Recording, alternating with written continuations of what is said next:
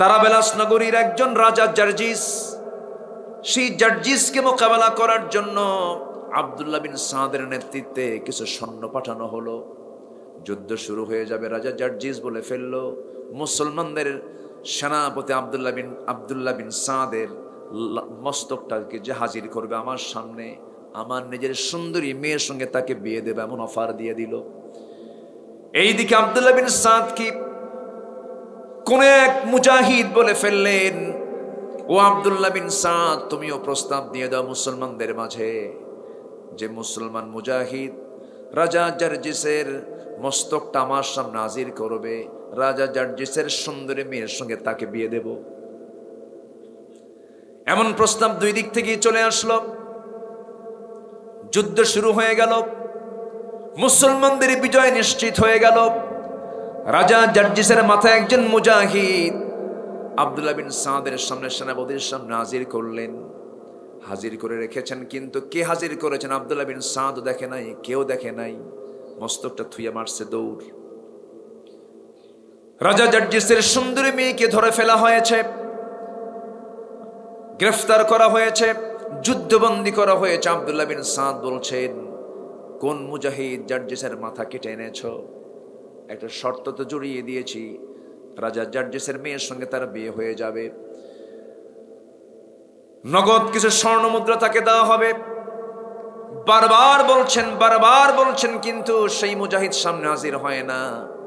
এমন সময় ওই রাজা জার্জিসের মেয়েটা দেখে ফেলেছে তার বাপকে কে মেরেছে, কে তরবারি দিয়ে আঘাত করে মস্তকটা কেটে নিয়েছে। সেই সুন্দরী মেয়েটা বলতেছে, ওই যে মুজাহিদ সামনে দাঁড়ানো, সেই তো আমার বাপকে দুনিয়া থেকে বিদায় করেছে। আব্দুল্লাহ বিন সাদ বললেন, ও মুজাহিদ, তুমি কেন নিজের অবস্থানকে গোপন করছো? কেন? তোমার তো প্রকাশ করার কথা ছিল, এত বড় তোমাকে অফার দেওয়া হয়েছে।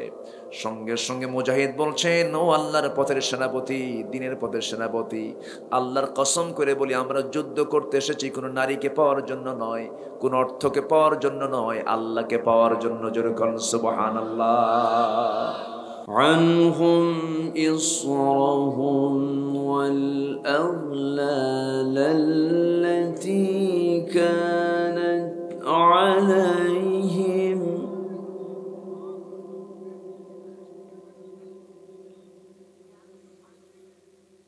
فالذين آمنوا به وعزروه ونصروه واتبعوا النور الذي أنزل معه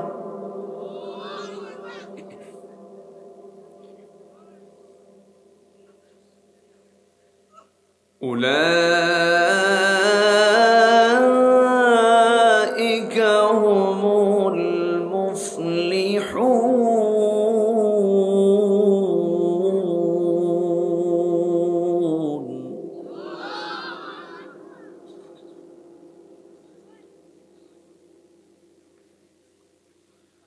الله أكبر. بسم الله الرحمن الرحيم.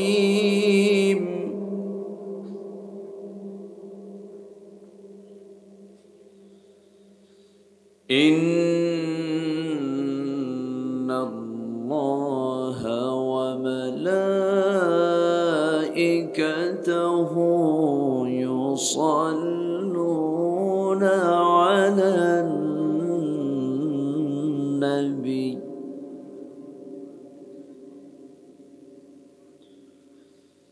يا أيها الذين آمنوا صلوا عليه وسلموا تسليما. اللهم صل على محمد وعلى آل محمد كما صليت على إبراهيم وعلى آل إبراهيم إنك حميد مجيد. اللهم بارك على محمد وعلى آل محمد كما باركت على إبراهيم وعلى آل إبراهيم إنك حميد مجيد.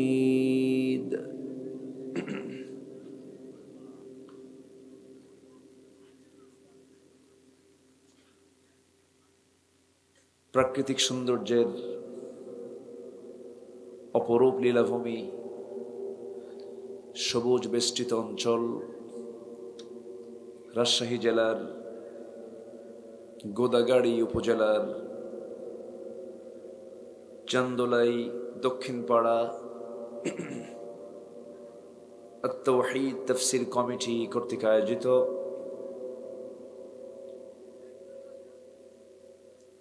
দুই দিনব্যাপী পঞ্চম বার্ষিকী তাফসীরুল কোরআন মাহফিল 2023, আজকের এই সমাপনী দিবসের সম্মানিত সুযোগ্য সভাপতি মাওলানা সানাউল্লাহ সাহেব, আজকের মাহফিলের বরেণ্য অতিথি মাননীয় চেয়ারম্যান মহোদয় জনাব খায়রুল ইসলাম, উপস্থিত হাজরাত উলামায়ে কেরাম, ফদালায়ে ইজম, সুশীল সমাজ, জাতির শ্রেষ্ঠ সন্তান শিক্ষক মণ্ডলী, জাতির বিবেক সাংবাদিক বৃন্দ, সামনে উপস্থিত দূরে কাছের বিভিন্ন স্থান থেকে ছুটে আসা কালেমার ঝান্ডাবাহী, তাওহীদের পতাকাবাহী, দ্বীন ইসলামের নরসারদুল বীর মুজাহিদ, প্রাণ প্রিয় সম্মানিত দ্বীনী ভাইরা, আড়ালে বসে আছেন শ্রদ্ধেয়া সম্মানিতা মা বোনেরা। আলোচনার সূচনায় আনুষ্ঠানিকতার মধ্য দিয়ে আমার পক্ষ থেকে আবারও দিল খোলা সালাম, আসসালামু আলাইকুম ওয়া রাহমাতুল্লাহি তাআলা ওয়া বারাকাতুহু। সবাই কেমন আছেন? আমাকেও প্রশ্ন করলেন। আল্লাহ তাআলা আমাকে আপনার মতোই আপনার কাতারেই রেখেছেন। বলছি আলহামদুলিল্লাহ। সম্মানিত উপস্থিতি, দ্বীনী ভাইরা, আজকে মাহফিল অনুষ্ঠিত হচ্ছে এই বৈরী আবহাওয়ায় বলবো আমি, যেখানে বসে আছেন কাদাযুক্ত মাটি। যারা আজকের মাহফিলে এসেছেন আমি মনে করি এক একজন বীর মুজাহিদের ভূমিকা পালন করেছেন। গত দুদিন ছিল বৃষ্টি, নিম্নচাপ ছিল, গুড়ি গুড়ি বৃষ্টির মাঝে গত দুদিন দুরাত কেটেছে। আজকে আবার হঠাৎ করে ঠান্ডা এবং প্রচন্ড কুয়াশা। এই এতগুলো বৈরিতা, একটা প্রতিকূলতা, একটা প্রতিকূল আবহাওয়ার মাঝে যারা এখানে এসেছেন, যিনি আল্লাহ তাআলা আমাকে আপনাকে আসার সুযোগ করে দিয়েছেন, সেই মহান জাল্লা শানহুর দরবারে আমরা সবাই লাখ কোটি সুজুদ শুকর আদায় করছি, মুহাব্বাতান বলে উঠছি আলহামদুলিল্লাহ। আবারও বলছি আলহামদুলিল্লাহ। চিৎকার মেরে বলছি আল্লাহুম্মা ইন্নী আসআলুকা আল হুদা ওয়াত তুকা ওয়াল আফাফা ওয়াল গিনা।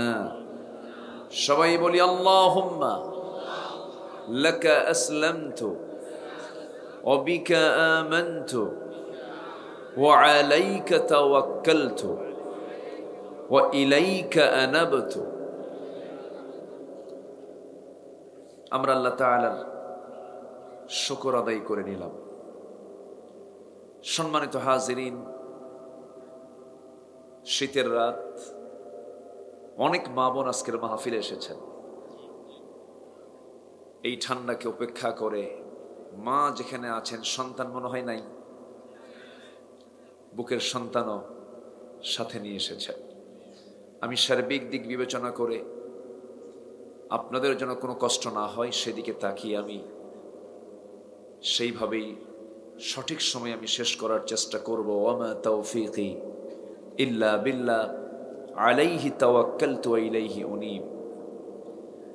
সম্মানিত হাজিরিন, আমরা আজকের মাহফিলটা শেষ করব হলো দোয়া এবং মোনাজাতের মধ্য দিয়ে। জোরে বলি ইনশাআল্লাহ। শুরু হয়েছে নাহমাদুহু দিয়ে, শেষ হবে কি দিয়া? দোয়া দিয়ে। আমাকে সময় দেওয়া যাবে না ইনশাআল্লাহ? আমাকে সময় দেবেন তো নাকি? জোরে বলি ইনশাআল্লাহ। সম্মানিত উপস্থিতি, আমি কোরআনে কারীমের গুরুত্বপূর্ণ একটি সূরা, সূরাতুল আরাফ থেকে লম্বা দুটি আয়াত আমি তেলাওয়াত করেছি। আমি যদি এই দুটি আয়াতের পরিপূর্ণ হক আদায় করতে যাই, মোটামুটি 3 দিন হলে ভালো হয়। বোঝেন নাই? তো আমি তো একটা রাত পেয়েছি, ওই কথাকে একটু সংক্ষিপ্ত করে সামারাইজ করে আমি যতটুকু পারি আমি শেষ করার চেষ্টা করব। ওয়ামা তাওফীকি ইল্লা বিল্লাহ আলাইহি তাওয়াক্কালতু ওয়া ইলাইহি উনীব। সেই মহান রবের প্রতি পূর্ণ ভরসা রেখে আসুন আমরা মূল আলোচনার দিকে যাচ্ছি। আমরা যে কিতাবকে নিয়ে আজকের এই মাহফিলটা সাজিয়েছি, কিতাব যদি না থাকতো মাহফিলকে সাজানো হতো এবং এখানে কি কথা বলা হতো? কোনো শ্রোতা এখানে আসতো? সবকিছুর মূল কারণ কোন কিতাবকে নিয়ে বলেন তো? কোরআনকে নিয়ে। কোরআন কিন্তু কোনো মখলুক না। পৃথিবীতে আমরা যা দেখি, চোখে যা পড়ে, সব মখলুক। সব কি? মখলুক। দিনের বেলার প্রদীপ্ত সূর্য, এটা মখলুক। রাতের বেলা আলোকিত চাঁদ মখলুক, তারকা মখলুক। যত সৃষ্টি সব এগুলো যা দেখছি সব মখলুক। কিন্তু কোরআনটাও কিন্তু আমরা দেখি, এটা কিন্তু কোনো মখলুক নয়, এটা গায়রে মখলুক। এটা হচ্ছে আল্লাহর কালাম। কার কালাম বলেন? আসতে বলবেন না, কার কালাম? আর মখলুক যার নাম, ধ্বংস আছে না নাই? আছে। সকল সৃষ্টি ধ্বংস হবে। কুল্লু মান আলাইহা ফান, সব ফানা ফানা হয়ে যাবে, টুকরো টুকরো হয়ে যাবে। শুধুমাত্র ঠিক থেকে যাবেন তিনি আমার কে? জোরে বলুন। তার কালাম ঠিক থাকবে না, কোরআনও ঠিক থেকে যাবে। কিন্তু দুঃখ লাগে, এই কোরআনকে নিয়ে কত ষড়যন্ত্র করা হয়, আছে না নাই? ষড়যন্ত্র কেমন করে? আল্লাহ তাআলা এই কিতাবের মধ্যে এমন কিছু নাই যা তিনি বাদ দিয়েছেন। কোরআন দিয়ে নামাজ হয় না? আসতে বলে হয় না? কোরআন দিয়ে তো মনে হয় আইন চলতে পারে না, কোর্ট চলতে পারে? এরকম কোন সিস্টেম কি কোরআনে আছে? এটা কি বিশ্বাস হয়? যার হয় না বলেন। মানতে চায় না এমন লোক তো আমার দেশে নাই। আসতে বলবেন না, আছে না নাই? তাহলে নাম তো আব্দুর রহমান, নাম তো আব্দুল মালিক, নাম তো আব্দুর রহিম, কিন্তু সে নামাজকে মানছে কিন্তু আইনকে মানছে না। আছে না? বিধানকে নিয়ে সে বলে না এগুলো আইন চলবে না, এগুলো মধ্যযুগ আইন। কিন্তু কোরআনকে মানতে হলে মানতে হবে আংশিক না পুরোপুরি? আসতে বলবেন না, আংশিক না পুরোপুরি? পুরোপুরি মানতে হবে। আমার বন্ধুগণ, আল্লাহ রাব্বুল আলামিন ইসলামকে মানতে নিয়ে তিনি কন্ডিশন করে দিয়েছেন, বান্দা নিজের খেয়াল খুশি মতো ইসলামকে মানলে হবে না। ইসলাম দিয়েছি আমি, আমার মতো করে তোমাকে মানতে হবে। উদখুলু ফিস-সিলমি কাফা ওয়ালা তাত্তাবিউ খুতুওয়াতিশ শাইতান ইন্নাহু লাকুম আদুউম মুবিন। জোরে বলুন আল্লাহু আকবার।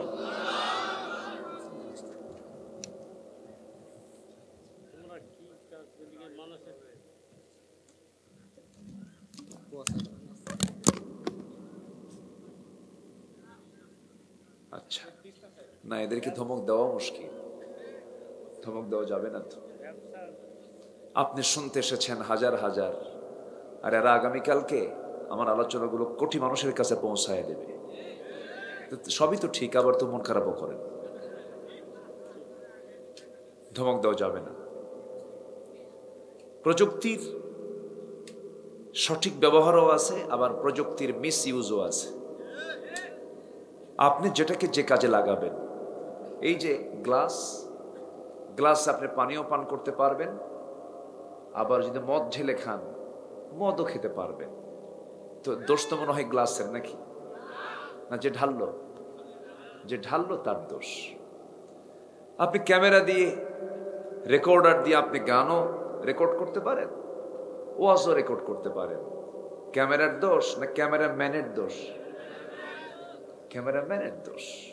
যে ক্যামেরা চালায়, যে অপারেটর, যে ডিরেক্টর, ওদেরকে ধমক টমক দিয়েন না, ওরা থাকুক।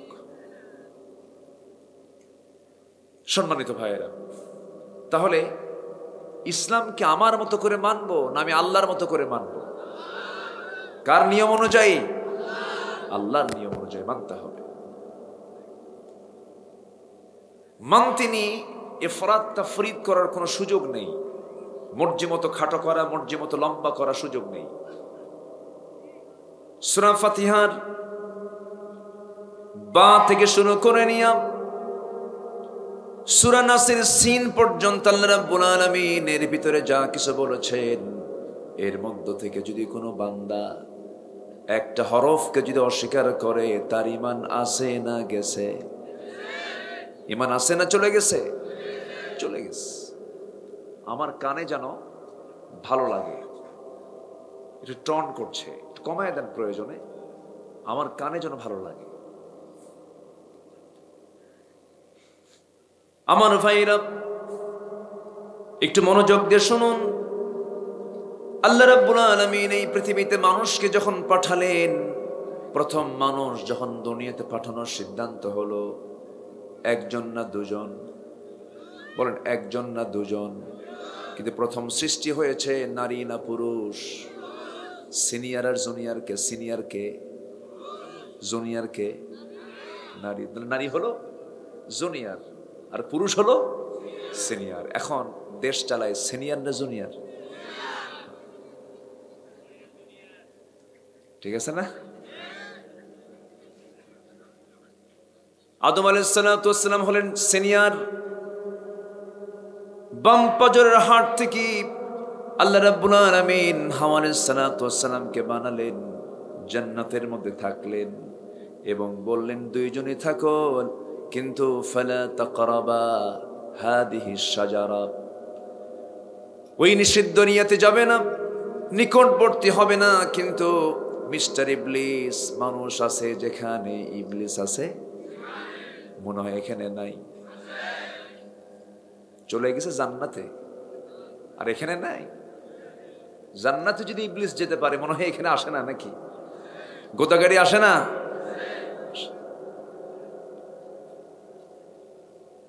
মিস্টার ইবলিস জান্নাতের মধ্যে ঢুকে গিয়া আদম আলাইহিস সালাম শুধু নন, তার জীবন সঙ্গিনী হাওয়া আলাইহিস সালাম, ফাযাল্লাহুমা শাইতান দুজনকে পদস্খলন ঘটায় দিল, টিকতে পারলেন না জান্নাতের ভিতরে। জান্নাতের পোশাক খুলে গেল, দুজনই আর টিকতে পারলেন। আল্লাহ রাব্বুল আলামিন বলছেন, আদম হাওয়া আর জান্নাতের মধ্যে থাকতে পারবে না, আমার সিদ্ধান্ত চূড়ান্ত হয়ে গেছে। কুলনা হাবিতু মিনহা জামিআন ফাইম্মা ইয়াতিয়ান্নাকুম মিন্নি হুদান ফামান তাবিআ হুদায়া ফালা খাউফুন আলাইহিম ওয়ালা হুম ইয়াহজানুন। জোরে বলুন আল্লাহু আকবার। দুজনকে দুনিয়াতে পাঠায়া দিলেন, কিন্তু শূন্য হাতে কিন্তু পাঠান নাই।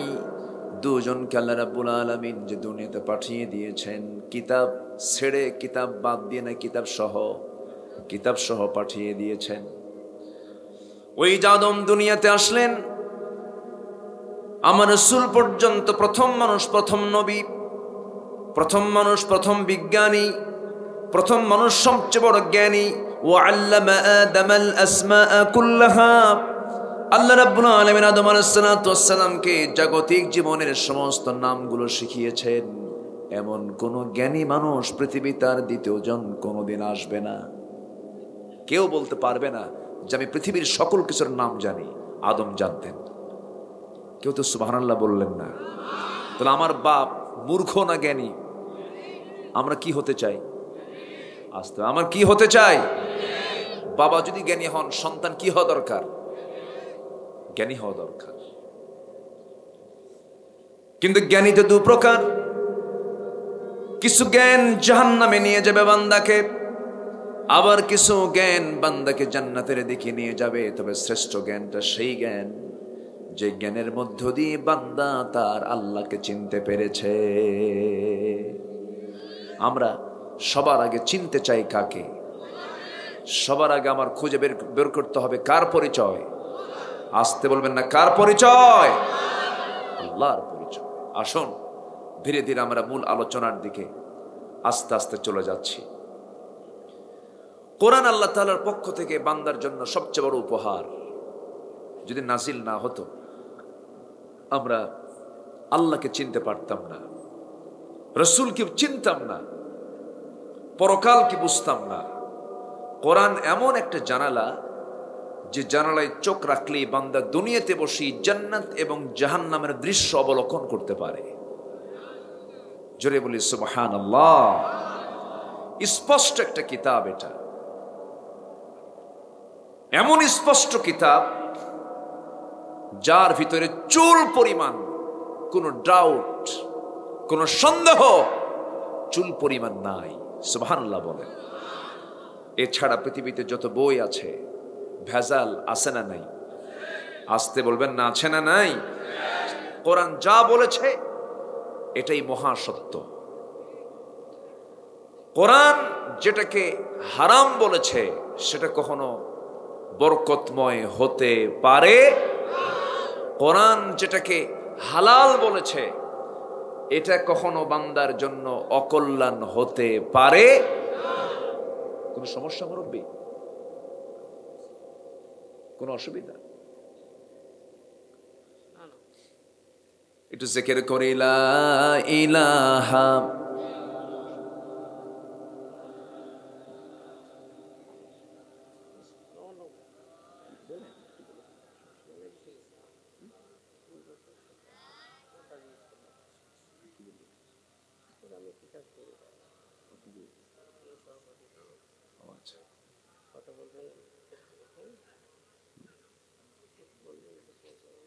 আচ্ছা আচ্ছা ঠিক আছে, সমস্যা নাই। জি, লা ইলাহা ইল্লাল্লাহ সুবহানাল্লাহ ওয়ালহামদুলিল্লাহ লা ইলাহা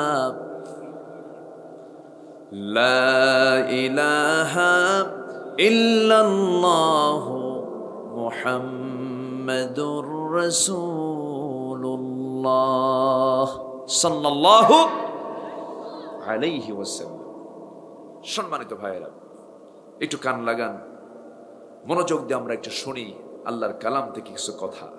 কোরআন এমন একটি কিতাবের নাম যা সত্য কিছু বলে দেয়।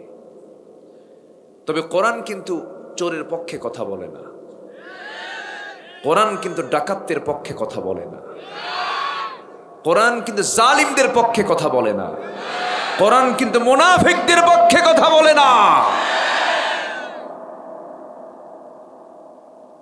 সম্মানিত ভাইয়েরা, সম্মানিত বন্ধুগণ, আমাদেরকে মাঝে মাঝে পরামর্শ দেয়, হুজুর এমন ওয়াজ করবেন, শুধু আকাশের ওয়াজ আর কবরের ওয়াজ, মাঝখান থেকে দুনিয়া আমরা দেখে নেব। ওরা দুনিয়া দেখবেন আর আমাদেরকে পাঠায় দিলেন আসমানে আর পাঠায় দিলেন কবরে। কিন্তু আল্লাহ তাআলা, আমি যেখান থেকে তেলাওয়াত দিয়ে শুরু করেছি, আল্লাহ তাআলা এই জায়গায় একজন পয়গম্বরের দোয়া তুলে ধরেছেন। সেখানে সেই পয়গম্বর দুনিয়ারও কল্যাণ চান, আখিরাতেরও কল্যাণ চান। এবং আমার নবীরও একটা দোয়া আছে, আমরা সবাই কিন্তু পারি, মুখে মুখে জানিও, আমরা একটু বলি। যারা পারেন ঠোঁট মিলিয়ে বলুন, রব্বানা আতিনা ফিদ দুনিয়া হাসানাতাও ওয়া ফিল আখিরাতি হাসানাতাও ওয়া কিনা আযাবান নার। আল্লাহ তাআলা আমাকে দুনিয়ার হাসানা দাও, দুনিয়ার কল্যাণ দাও, আখিরাতেরও কল্যাণ দাও, জাহান্নাম থেকে, জাহান্নামের আগুন থেকে আমাকে বাঁচাও। এই দোয়াটা আমার নবীজি করেছেন।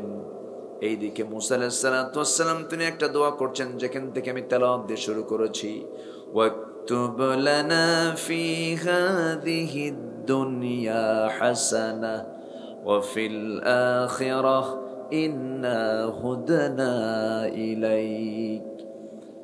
আয় আল্লাহ তাআলা, তুমি আমাদের জন্য লিখিত করে দাও দুনিয়ার কল্যাণ, আখিরাতের কল্যাণ, এবং তোমার দিকেই তো আমরা চলে যাচ্ছি, হুদনা ইলাইকা। আল্লাহ এবার নিজে বলছেন, ক্বালা আযাবি উসিবু বিহি মান আশা, আমি আল্লাহ যাকে ইচ্ছা তাকে শাস্তি দেই। এই ইচ্ছা কার? ইয়াগফিরু লিমান ইয়াশা ওয়া ইউআযযিবু লিমান ইয়াশা। শাস্তি দেওয়া, ক্ষমা করা সম্পূর্ণ কার অধিকার? আসতে বলবেন না, কার অধিকার? আল্লাহ। আমার ভাইয়েরা, এরপরে আল্লাহ রাব্বুল আলামিন শাস্তির কথা বলে, আযাবের কথা বলে, আমার রহমতের কথা বলছেন। এবার তিনি বলছেন, রাহমাতি ওয়াসিআত কুল্লা শাই, সকল কিছুতে আমার রহমত গুলো পরিবেষ্টিত হয়ে আছে, প্রশস্ত হয়ে আছে। ফাসাআকতুবুহা লিল্লাযীনা ইয়াত্তাকুন, তবে আমার রহমতটা ওই সমস্ত বান্দার জন্য, ওই সমস্ত ব্যক্তির জন্য যাদের মধ্যে তিনটা গুণ পাওয়া যাবে। এক নম্বর হলো যে সমস্ত বান্দাগুলো মুত্তাকি, জোরে বলি সুবহানাল্লাহ। রহমত আল্লাহ বরাদ্দ রেখেছেন তিন শ্রেণীর জন্য। আমরা আজকে এই বিষয়ে কিছু কথা শুনবো, জোরে বলি ইনশাআল্লাহ, জোরে বলি ইনশাআল্লাহ। আমি তো প্রথমে হতাশ হয়েছিলাম, লোকজন কোথায়, খুব টেনশনে ছিলাম। কিন্তু না, মাহফিলের একটি সম্মানজনক অবস্থান সৃষ্টি হয়েছে। প্রচন্ড শীত, প্রচন্ড কুয়াশা, গতকালকের বৃষ্টি, তার আগের দিনের বৃষ্টির পরবর্তী সময়ে এই উপস্থিতি, এটা বিশাল বড় একটি বিষয়। বলি আলহামদুলিল্লাহ, জোরে বলি আলহামদুলিল্লাহ। সম্মানিত ভাইরা, আমরা আল্লাহর আযাব চাই না রহমত চাই? বলেন, আযাব চাই না রহমত চাই? মাঝে মাঝে ভূমিকম্প হওয়া ভালো। ভূমিকম্প হয় না? আমার দেশে হয়। কয়দিন আগে হয়েছে বলেন? 7 দিনে তো পার হয় না, 7 দিনও পার হয়। ভূমিকম্প হলো কেন? কি জন্য? ভূমিকম্প কি কোনো রহমত না? ভূমিকম্প কেন হয়, কি জন্য হয়? আপনি হাদিসকে সামনে নিয়ে আসেন, কোরআনকে সামনে নিয়ে আসেন। কেন ঘন ঘন ভূমিকম্প হচ্ছে, অতিবৃষ্টি, অনাবৃষ্টি, এই সিচুয়েশন কেন হচ্ছে বারবার? ঘন ঘন ভূমিকম্প আমার জীবনে চোখে, আমি যখন ছোট ছিলাম এত ভূমিকম্প কখনো দেখি নাই। 10 বছর আগে এত ভূমিকম্প হয় নাই। এখন ঘন ঘন ভূমিকম্প হচ্ছে। ঘন ঘন ভূমিকম্পের কারণগুলো যদি আপনি খতিয়ে দেখতে যান, 1 নাম্বার কারণ যেটা বলবো সেটা হলো, সমাজে যখন জুলুম বেড়ে যাবে, অত্যাচার বেড়ে যাবে, পাপাচার বেড়ে যাবে, সেই সময় আল্লাহ তাআলা ঘন ঘন গজব নাজিল করবেন। এগুলো তো নাই, আছে? এগুলো আছে? জেনা কমছে না বাড়ছে? জেনা কমছে না বাড়ছে? বাদ্যযন্ত্রের পরিমাণ বেড়ে গেছে। বিয়ের মতো একটা বরকতময় অনুষ্ঠান, যে বিয়ের ব্যাপারে আল্লাহ তাআলা বলেছেন ফানকিহু মা তাবা লাকুম মিনান নিসা, তোমরা বিয়ে করো। কার কথা? বিয়েটা ইবাদত। বিয়েটা কি বলেন?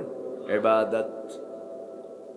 বিয়েটা হলো বরকতের জিনিস, কিন্তু সেই বিয়ের মধ্যে দখল করে বসেছে কিছু অন্যায় অনাচারগুলো, কিছু পাপাচারগুলো সেই বিয়েতে দখল করে বসেছে, কিছু অপকর্ম। যেমন গায়ে হলুদ, আছে না? আছে না? নাই? বাদ্যযন্ত্র আছে, বাদ্যযন্ত্র আছে। বিয়ের মতো একটা বরকতময় অনুষ্ঠানকে গুনাহ দিয়া সাইলাব করে দেওয়া হচ্ছে। যখন বিয়ে বাড়ি হয়, অনুষ্ঠান যখন শুরু হয়, আশেপাশের লোকের থাকা কঠিন। এত কি কি যেন ডিজে না কি বলে, হ্যাঁ ডিজে না কি যে আল্লাহ জানে। আচ্ছা, মিউজিকের ঠেলায় হার্টের রোগীর হার্ট শেষ। শব্দ দূষণ তো কামসারা। অথচ বিয়ের মতো একটা বরকতময় অনুষ্ঠানে আজকে পর্দা নাই। কোনো পর্দার গন্ধ পাবেন না। যারা বোরকাটা পরে সারা বছর, বিয়ের দিন বোরকা ছাড়ে। ওই যে বাপমার দেওয়া কিছু সোনার গহনা, বোরকা পড়লো তার কেউ দেখবে না, এই জন্য বোরকা খুইলা বলে এই যে। তো গহনা তো পরপুরুষকে দেখানোর জন্য পরা হয় নাই।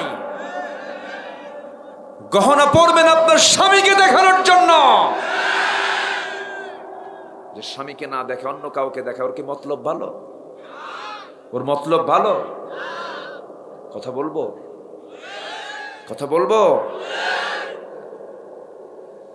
বিয়ের গোসল দেয় হলো ভাবিরা। আমি কি ভুল বলতেছি? বিয়ের গোসল দেয় কারা?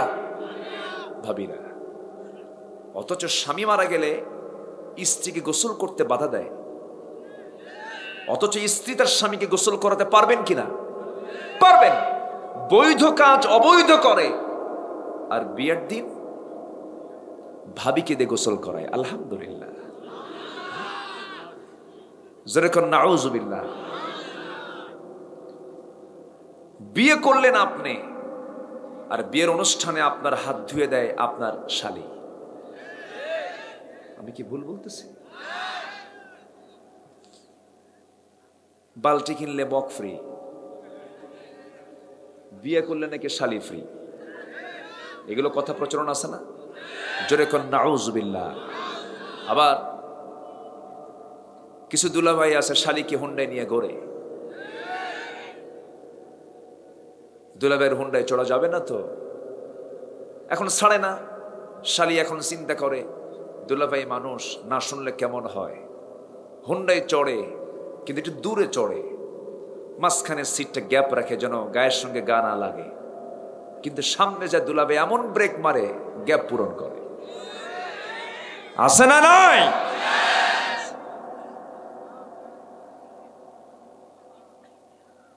বউকে কোলে করে ঘরে নিয়ে যাবে আপনার ছোট ভাই, আছে না? মানে দেবর বউকে কোলে করে নিয়ে যায়। আমি কি ভুল বলতেছি? আমি কি ভুল বলছি? বিয়ের সম্পর্ক ক্যারিয়ারের সাথে না যৌবনের সাথে? আসতে কোন কেন? বিয়ের সম্পর্ক ক্যারিয়ারের সাথে না যৌবনের সাথে? ক্যারিয়ার গড়তে গড়তে 60 বছর, যৌবন শেষ। মাঝখান থেকে কি হয়? এই ক্যারিয়ার গড়তে গিয়ে পার্কে পার্কে অবাধ প্রেম লীলা, ধর্ষণের সেঞ্চুরি, আর ডাস্টবিন গুলোতে বেয়ারিশ শিশু লাশের ছড়াছড়ি, যা কুকুর কাক শকুন মিলে ভাগ বাটোয়ারা করে খায়। বেয়ারিশ লাশ। আজকে আমরা কোন সমাজে বসবাস করছি? অনেক কথা আছে, সমাজের রোগগুলো ধরার দায়িত্ব আমাদের আছে না নাই বলেন? আপনি যদি বলতে মানাও করেন, আমি বলবোই। দুনিয়াতে মামলা খেতে রাজি আছে, কিন্তু আদালতে আখিরাতে মামলা খাওয়া যাবে না। কষ্ট পাচ্ছেন? অনেকে কয় বিয়ে করে বউকে খাওয়াবো কি? দেখছেন কি চিন্তা ওর, মানে আকাম কুকাম করবে, জেনা করবে। সকল শিশু পার্ক, এখন শিশু পার্ক আছে? শিশু পার্ক নাই তো। নাম যে শিশু পার্ক কেন হয়েছে? লেখা উচিত সেখানে কি শিশু যায় না, শিশুর মা খালা যায়? লেখা উচিত কি মা খালা পার্ক, ঠিক কিনা? এই নোংরামি গুলো চলছে আজ। আল্লাহ তুমি এগুলো থেকে আমাদেরকে বাঁচাও। জোরে বলে আমিন। তাহলে ভূমিকম্প হবে না হবে না? হবে। একটা বরকতময় অনুষ্ঠান বিয়ে, সেখানে আজকে হারাম কাজের ছড়াছড়ি, হারাম কাজের ছড়াছড়ি। যখন বেহায়াপনা বেড়ে যাবে, বাদ্যযন্ত্র বেড়ে যাবে, গুনার পরিমাণ বেড়ে যাবে, গুনার সমাজে ইজি হয়ে যাবে, সেই সময় ঘন ঘন গজবগুলো নাজিল হবে, ভূমিকম্প আল্লাহ তাআলা পাঠায়া দিবেন। আল্লাহ তাআলা এগুলো দেন এই জন্য বান্দা সতর্ক হয়ে যাও, ঠিক হয়ে যাও, আমার শাস্তি কিন্তু বড় কঠোর। আল্লাহ রাব্বুল আলামিন অনেক জাতিকে জমিনে দাবি দিয়ে শেষ করে দিয়েছেন। যুগে যুগে গজবের ইতিহাস কোরআনে আছে না নাই বলেন? আসতে বলবেন না, আছে না নাই? কওমে লূতকে জমিনে গেড়ে দিয়ে শেষ করে দিয়েছেন। সমকামিতা তারা এনেছিল।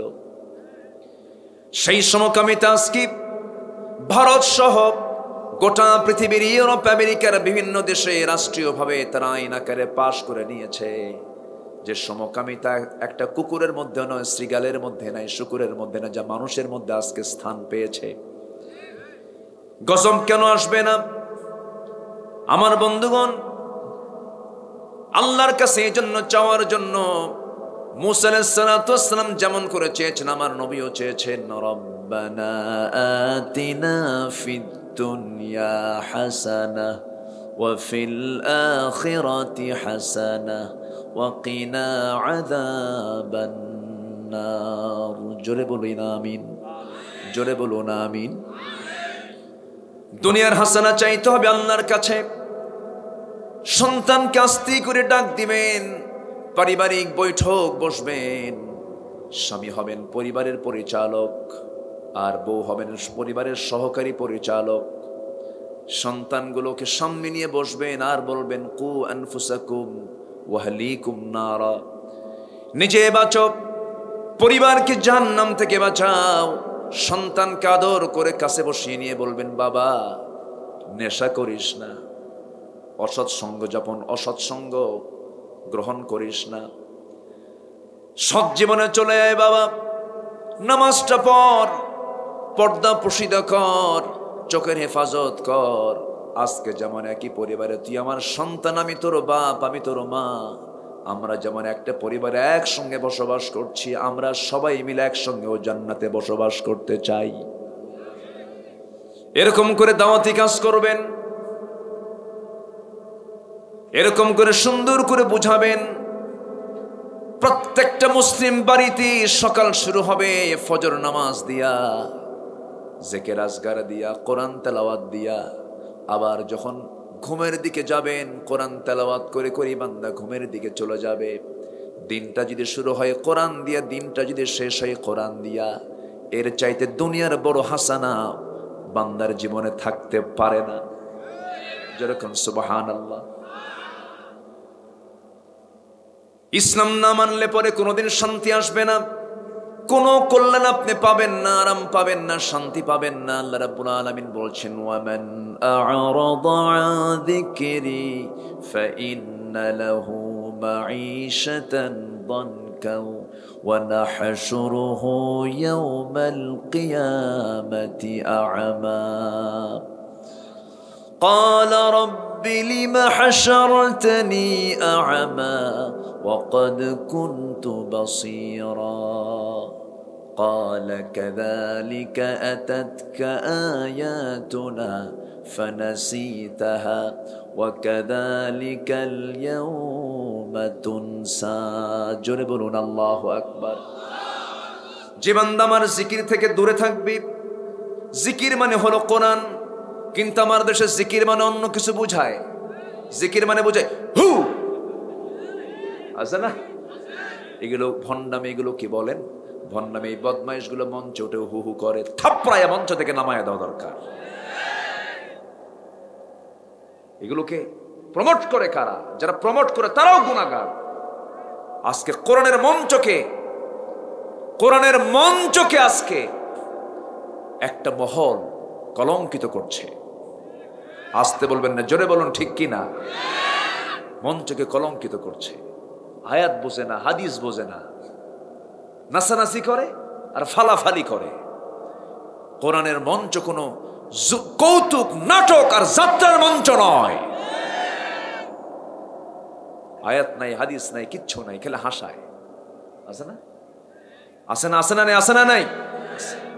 আমার নবীজি ওয়াজ করতেন, নবীজির ওয়াজের ফলাফল হলো সাহাবে কেরাম শুনতেন আর চোখের কোনা বেয়ে বেয়ে টপ টপ করে পানি পড়ত।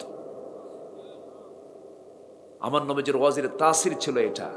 আর আজকের কিছু কিছু ওয়াজের তাসির হলো মানুষ হাসতে হাসতে পেট ফেটে যায়। আমি কি ভুল বলছি? আমি কি ভুল বলছি?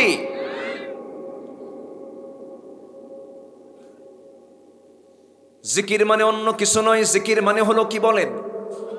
বলেন কি? জিকির মানে হলো কোরআন। আল্লাহ রাব্বুল আলামিন এই কিতাবের পরিচয় জিকির দিয়ে বলেছেন, ফাআইনা তাযহাবুন ইন হুয়া ইল্লা যিকরুল লিল আলামিন। বান্দারা তুমি কোথায় যাও, কোথায় দৌড়াও? সবচেয়ে বড় জিকির তোমার জন্যই কিতাব। এই কিতাবের সঙ্গে সম্পর্ক আছে বেশি যার, আল্লাহর নৈকট্য হাসিল আছে তার। এই কিতাবের সঙ্গে সম্পর্ক যার বেশি হবে, গাঢ় হবে, শয়তান তার সঙ্গে সঙ্গ দিতে পারবে না, শয়তান তার কাছে আসতে পারবে না। শয়তানের থেকে বাঁচার জন্য একমাত্র অবলম্বন হলো কোরআনটাকে কাছে নিয়ে থাকা, কোরআনটাকে বোঝার জন্য চেষ্টা করা, কিরাআত, তিলাওয়াত, দিরাসাত, তাদাব্বুর সবগুলোকে টিকে রাখা। কোরআনকে বুঝতে হবে, জানতে হবে। আপনি বুড়ো হয়ে গেছেন, বলবেন আমি কোরআন বুঝি না, জানি না, আমার মুখে আসে না, এটা কোন অজুহাত। এই অজুহাত আল্লাহ শুনবেন না। কারণ বোঝার জন্য জ্ঞান দিয়েছেন কে?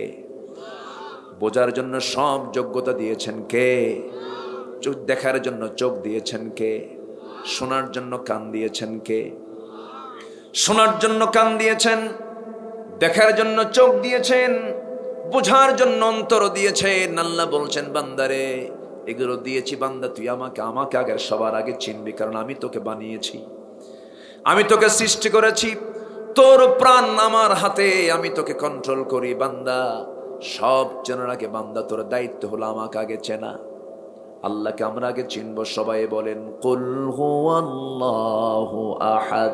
বলেন কুল হুয়াল্লাহু আহাদ আল্লাহুস সামাদ লাম ইয়ালিদ ওয়া লাম ইউলাদ ওয়া লাম ইয়াকুল লাহু কুফুয়ান আহাদ। আল্লাহ দুই না এক, আল্লাহ দুই না এক, আল্লাহ পরনির্ভর না স্বনির্ভর। আল্লাহর কারো লাগে নাকি? আমেরিকার প্রেসিডেন্টের কি লাগে না? আসতে হয়, লাগে না?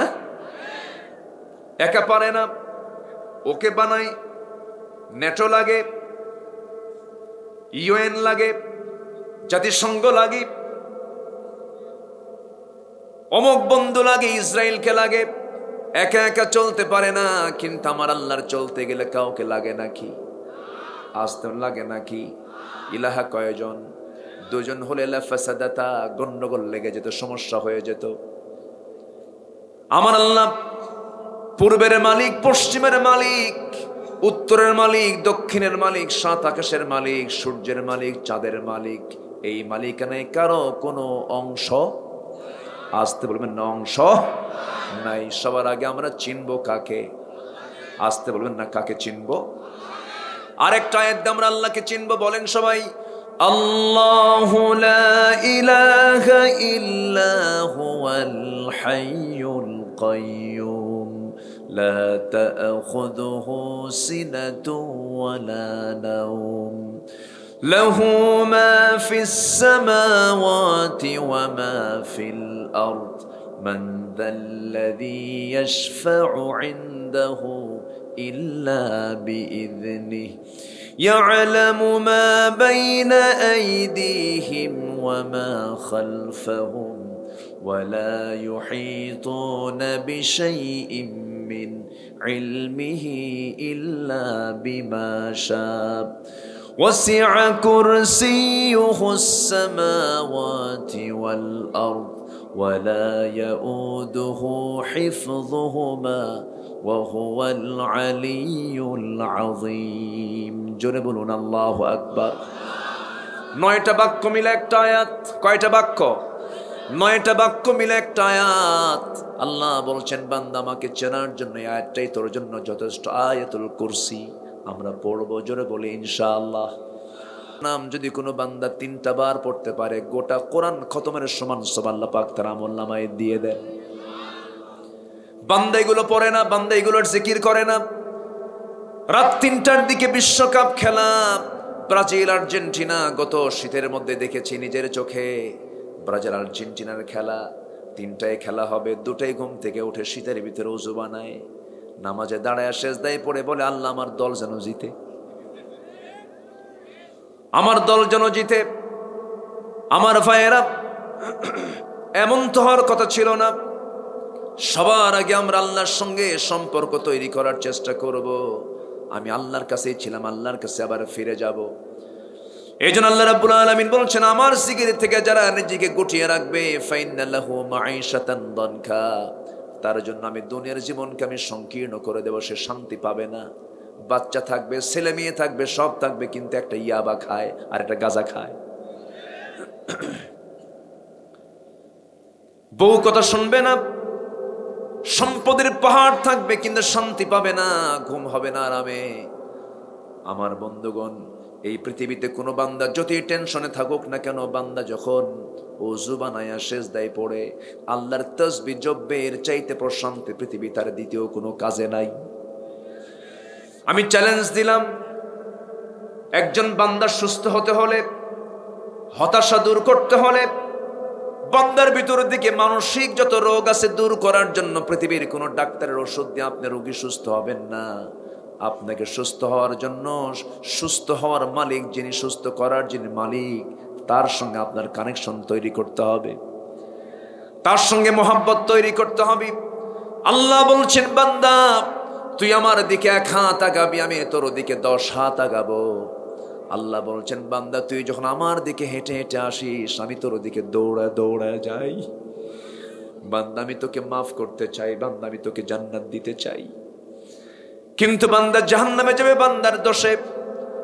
আল্লাহ তো বান্দাকে জাহান্নাম দিতে চান না, কিন্তু বান্দা বান্দার দোষে জাহান্নামে চলে যাবে। আমার ভাইয়ের, আল্লাহ রাব্বুল আলামিন বান্দাকে বলছেন, বান্দা তুমি জেনে নাও জাহান্নামে যাওয়ার কারণগুলো কি। আল্লাহ বলছেন, মা সালাকাকুম ফি সাকার ক্বালু লাম নাকু মিনাল মুসাল্লিন ওয়া লাম নাকু নুতঈমুল মিসকিন ওয়া কুন্না নাখুযু মা'আল খায়িদিন ওয়া কুন্না নুকাযযিবু বিয়াউমিদ্দিন حتى أتانا اليقين فما تنفعهم شفاعة الشافعين জোরে বলুন আল্লাহু আকবার। জাহান্নামীরা জাহান্নামে কেন? প্রশ্ন করা হবে, ও জাহান্নামীরা, আজকে সাকার নামক দোজখে তোমরা কেন? জাহান্নামীরা বলবে, 4টা কাজ আমরা করে আসি নাই। কি কি বলো? তারা বলবে, আজান শুনেছি, নামাজ পড়ি নাই। এমন লোক তো বাংলার জমিনে নাই। হ্যাঁ, আছে? আজান শুনেছি, নামাজ পড়ি নাই। একটা প্রশ্ন করব আপনাকে, বলুন তো আমার দেশে মুসলিম বেশি না মুসলিম বেশি? মুসলিম বেশি। এখন যদি আমি প্রশ্ন করি, আমার দেশে নামাজি মুসলিম বেশি না বেনামাজি মুসলিম বেশি? বেনামাজি আবার মুসলমান, বেনামাজি আবার মুসলমান। যদি আমি প্রশ্ন করি, এই দেশে দাড়িওয়ালা মুসলমান বেশি না দাড়ি ছাড়া মুসলমান বেশি? বলেন বলেন, দাড়ি ছাড়া বেশি না দাড়িওয়ালা বেশি? দাড়ি কাটা বেশি, ঠিক কিনা? দাড়ি ছাড়া বললে ভুল হবে, দাড়ি কাটা বেশি। তাহলে নামাজ হলো গুণ, আর দাড়ি হলো সিরাত, সূরাত। দাড়ি হলো সূরাত, নামাজ হলো সিরাত। সূরাতও নাই, সিরাতও নাই।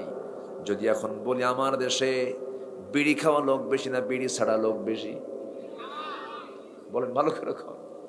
কি বিড়ি, কি বিড়ি? ওইগুলা কি নাসির চলে না?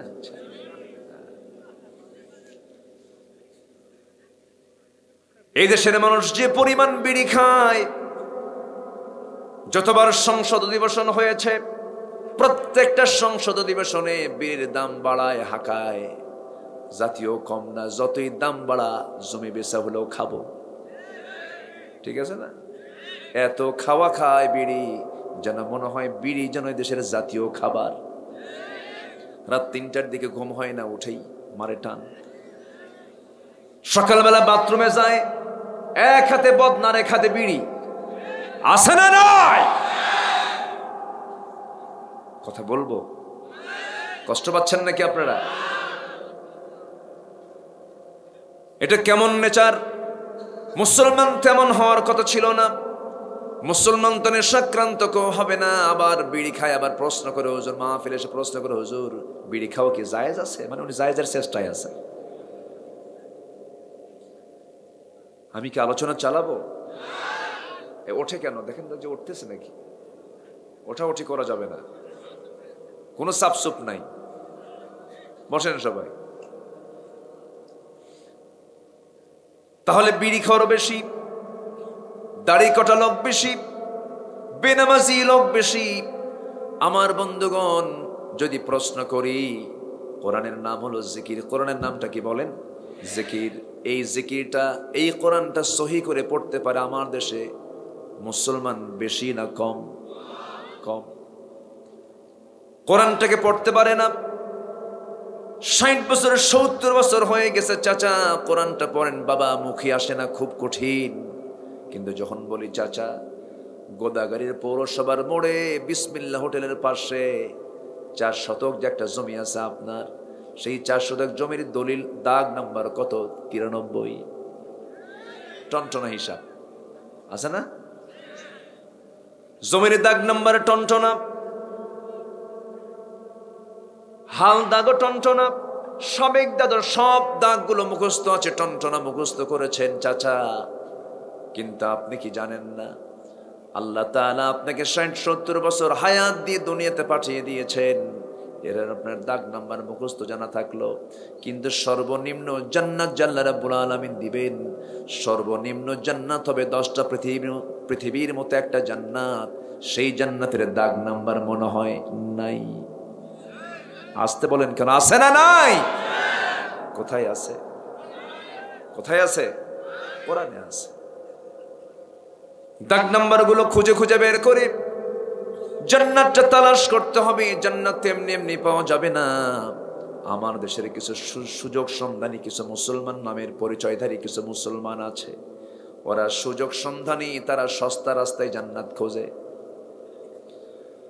সস্তা দিয়ে কেমনে জান্নাত পাওয়া যায়? সারা জীবন ঘুষ খেয়েছে, শেষ জীবনে সে 3টা চিল্লা মেরে বলে, হুজুর আল্লাহ যেন মাফ করে দেয়, এদিকে ঘুষ খায় সব করছে। আছে না? আসতে বলবেন না, আছে না? নাই। সুদের কারবার করে কোটি কোটি টাকার মালিক হয়ে শেষ জীবনে সে বাবার সম্পত্তি কিছু জমি বেচে, জমি বেচার টাকা দিয়ে হজে যায়। ও জানে সুদের টাকা দিয়ে হজ হবে না। কি ফতুয়া দেখেন, কি চিন্তা দেখেন। আছে না? আছে না? সুদের টাকা নিয়ে হজে যায় না, জমি বিক্রি করার টাকা দিয়ে হজ করে আসে, আর চোখের পানি ফেলে দিয়ে বলে, আল্লাহ আমারে মাফ করো। ওইদিকে সুদের টাকা খায় বসে আস। ঘুষের টাকা নিয়ে আপনি টাকার পাহাড় বানিয়েছেন, না না, কবুল হবে না। সম্পূর্ণ হারামকে আগে বর্জন না করা পর্যন্ত আপনার কোনো ইবাদত আল্লাহর দরবারে মঞ্জুর হবে না। ঠিক কিনা? আমার ভাইয়েরা, আল্লাহর কালাম কি কোন ক্রমে অস্বীকার করা যাবে না। কিছু অংশ মানলাম, কিছু অংশ মানলাম না। খিজিয়ুন ফিল হায়াতিদ দুনিয়া, দুনিয়ার জিন্দেগিতে লাঞ্ছিত হবে, আখিরাতে ক্ষতিগ্রস্তদের অন্তর্ভুক্ত হয়ে যাবে। একটা আয়াত আমাকে চরম ভয়ের মধ্যে ফেলে দেয়। কিছু কিছু আয়াত দেখলে মনে হয় কোনোদিন জান্নাত পাবো না, আবার কিছু কিছু আয়াত দেখলে মনে হয় আল্লাহ আমারে মাফ করে দিবেন। একটা আয়াত আমাকে দারুণ ভয়ের মধ্যে ফেলে দেয়। যে সূরা আরাফ থেকে আমি কথা বলা শুরু করেছি, 156 নম্বর আয়াত থেকে শুরু করেছি।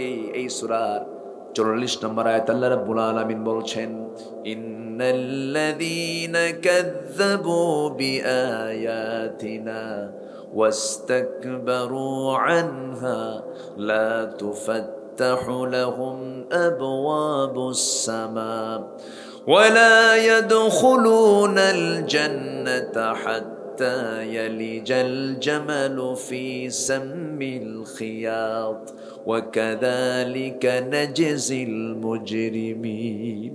আল্লাহু আকবার। যারা আলেম উলামা তারা বুঝে গেছেন। আল্লাহ বলছেন কি রাগ তিনি করেছেন, কি ক্রোধ তার মধ্যে প্রকাশ পেয়েছে। তিনি রাগ করে বলছেন, শোনো বান্দারা, যারা আমার আয়াতকে যারা অস্বীকার করবে, মিথ্যা প্রতিপন্ন করবে, ওয়াস্তাকবারু আনহা, এবং অহংকার করে কিতাব থেকে যারা দূরে সরে যাবে, লা তুফাত্তাহু লাহুম আবওয়াবুস সামা, তাদের জন্য আসমানের কোন দরজাই আমি আল্লাহ কখনো খুলবই না। দরজাই খোলা হবে না। ওই সমস্ত লোক কোনোদিন জান্নাত পাবে না। জান্নাত তাদের জন্য এমন অসম্ভব, যেমন করে একটা সূচের ছিদ্র পথে একটা উট প্রবেশ যেমন অসম্ভব, ওদের জন্য জান্নাতে যাওয়া তেমনই অসম্ভব। কি রাগের কথা! আমার ভাইয়েরা, আল্লাহর কোন আয়াতকে অস্বীকার করা যাবে না, কোন বিধানকে লঙ্ঘন করা যাবে না। নামাজ পড়লাম, রোজা রাখলাম, যাকাতকে মানলাম না। নামাজ পড়লাম, রোজা রাখলাম, আমি আল্লাহর পথে দিন কায়েমের জন্য সংগ্রাম করতে হবে, এটা মানলাম না। নামাজ কায়েম করতে হবে, মানলাম না। আমার কোন ইবাদত মঞ্জুর করবেন না। তিনি আমার কে? বলেন, তিনি কে? আল্লাহ। আমার ভাইয়েরা, আমার আল্লাহ তাআলার রহমত দরকার না গজব দরকার? আমাদের কি দরকার বলেন? রহমত দরকার। রহমত যদি পেতে চাই, 3টা গুণ আমরা অর্জন করব। নাম্বার 1 হলো আমরা মুত্তাকি হয়ে যাব। জোরে বলি ইনশাআল্লাহ। আস্তে আস্তে বলেন, জোরে বলুন ইনশাআল্লাহ। আমরা মুত্তাকি হব। আমরা ভয় করব কাকে? আজান শুনলেই কোথায় যাব? আস্তে বলেন, আজান শুনলেই কোথায় যাব? মসজিদে। ইমানদারের লক্ষণ হলো আজান শুনলেই সে ছটফট করবে, খালি নড়াচড়া করবে, বিছানায় ঘুম হবে না। আজান শুনলেই তার কাছে মনে হবে কাঁটা যেন তার পিঠে ঢুকায় দিচ্ছে। আসসালাতু খায়রুম মিনান নাওম, ঘুম থেকে নামাজ উত্তম, ঘুম থেকে নামাজ উত্তম। যদি কোনো বান্দা রেগুলার ফজর নামাজটা পড়তে পারে, চোখের জ্যোতি নষ্ট হবে না। সুবহানাল্লাহ বলেন। হেঁটে হেঁটে যাবে, ডায়াবেটিস হবে না। 24 ঘন্টার ভিতরে সবচেয়ে নির্মল বাতাস যে সময় প্রবাহিত হয়, সেটা হলো ফজরের সময়। শিশির ভেজা রাত্রি, সুবহে সাদেকের সময়। বুরিকা লি উম্মতি ফি বুকুরিহা, আমার নবীজি বলেছেন আমার উম্মতের বরকতময় সময় হলো সকাল সকাল, ঘুম থেকে উঠো, নামাজে যাও, বরকত পাবা। কিন্তু আমার দেশে শুধু নয়, গোটা বিশ্বায়নের দিকে আপনি যদি তাকান, মানুষ এখন রাতে ঘুমায় না, সকালে ঘুমায়। বরকত পাবেন কেমনে? বরকত তো সব হেরে গেছে। Early to bed, early to rise, এই কথা আমরা ইংলিশে প্রবাদ জানি না। না, এই কথা বলেছেন মুহাম্মদ সাল্লাল্লাহু আলাইহি ওয়াসাল্লাম। রাসূল সবার আগে ঘুমিয়ে পড়তেন, ঈশার নামাজ পড়ে কোনো কাজকে তিনি পছন্দ করতেন না। কারা হাত ছিল তার কাছে? ঈশার নামাজ পড়ে তিনি একটু আরামে চলে যেতেন, উঠতেন সবার আগে, শেষ রাতে তিনি উঠতেন, কারণ আল্লাহ রাব্বুল আলামিন তার ব্যাপারে বলেছেন ওয়া মিনাল লাইলি ফাতাহাজ্জাদ বিহি নাফিলাতাল লাক আসা আন ইয়াবআসাকা রাব্বুকা মাকামান মাহমুদা। জোরে বলুন আল্লাহু আকবার। আমার নবীজি কোন রাত তাহাজ্জুদ বাদ দিতেন না, এবং কোন দোয়ার ভিতরে আমার নামের দোয়াও বাদ দিতেন না। একদিন আম্মা জান আয়েশা বলছেন হুজুর আপনি আমার জন্য দোয়া করেন। রাসূল বলছেন আল্লাহ আমার আয়েশার আগের পরের সব গুনাহ তুমি আল্লাহ মাফ করো। আম্মা জান আয়েশা সিদ্দিকা খুব খুশি হয়ে গেলেন। রাসূল বলছেন আয়েশা কিছু বলতে চাও নাকি? হুজুর আপনি আমার জন্য আজকে যে দোয়াটা করেছেন, জীবনের শ্রেষ্ঠ আনন্দ আমি আজকে ফিল করছি। আপনি আমার জন্য কি সুন্দর দোয়া করলেন। রাসূল বলছেন আয়েশা রে, এই দোয়া শুধু তোমার জন্য নয়, আমার উম্মতের জন্য সব সময় এই দোয়াটাই করি, আল্লাহ আমার উম্মতের আগের পরের সমস্ত গুনাহ তুমি আল্লাহ মাফ করে দাও। আমার ভাইরা, নবীজিও আমার প্রতি খুব দরদ রেখেছেন, খুব মোহাব্বত করেছেন। সারা জীবন দুনিয়াতে বসে বসে কেঁদেছেন, কবরে শুয়ে শুয়ে কাঁদতেছেন। হাসরের দিন সবাই বলবে নফসি নফসি, আমার নবী বলবেন উম্মতি উম্মতি। কিন্তু সেই উম্মতটা যদি নামাজ না পড়ে, নবীজির সুপারিশ তার কপালে আছে নাকি? আসতে বলবেন না, আছে নাকি? কোন নেতৃত্ব মানতে যাও যুবকরা, যে নেতৃত্বে নামাজ নাই? ঠিক কিনা? যে নেতৃত্বে নামাজ নাই, যে নেতৃত্বে চরিত্র নাই, যে নেতা তোমার হাতে ইয়াবা তুলে দেয়, যে নেতা তোমার হাতে অস্ত্র তুলে দেয়, যে নেতা তোমার হাতে মদের বোতল তুলে দেয়, যে নেতা তোমার হাতে নারী তুলে দেয়, যে নেতা তোমাকে জেনার জন্য বলে, ওই সমস্ত নেতৃত্বের মুখে আমরা থুতু মারি।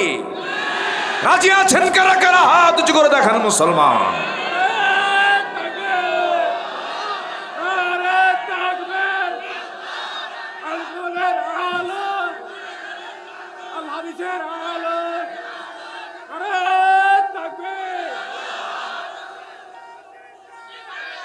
আল্লাহ কবুল করুন, জোরে বলি আমিন, আরো জোরে আমিন।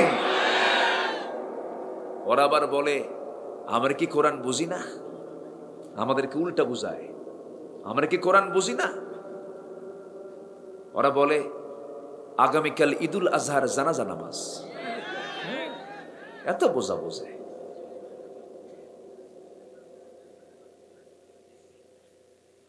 কথা বলবো? আল্লাহর কসম করে বলি, আমি কোন দলীয় এজেন্ডা নিয়ে এখানে আসিনি। কোরআন সামনে নিয়ে বলছি, কার গায়ে লাগলো আর কার গায়ে লাগলো না এটা দেখলে তো আমার ঈমান থাকবে না।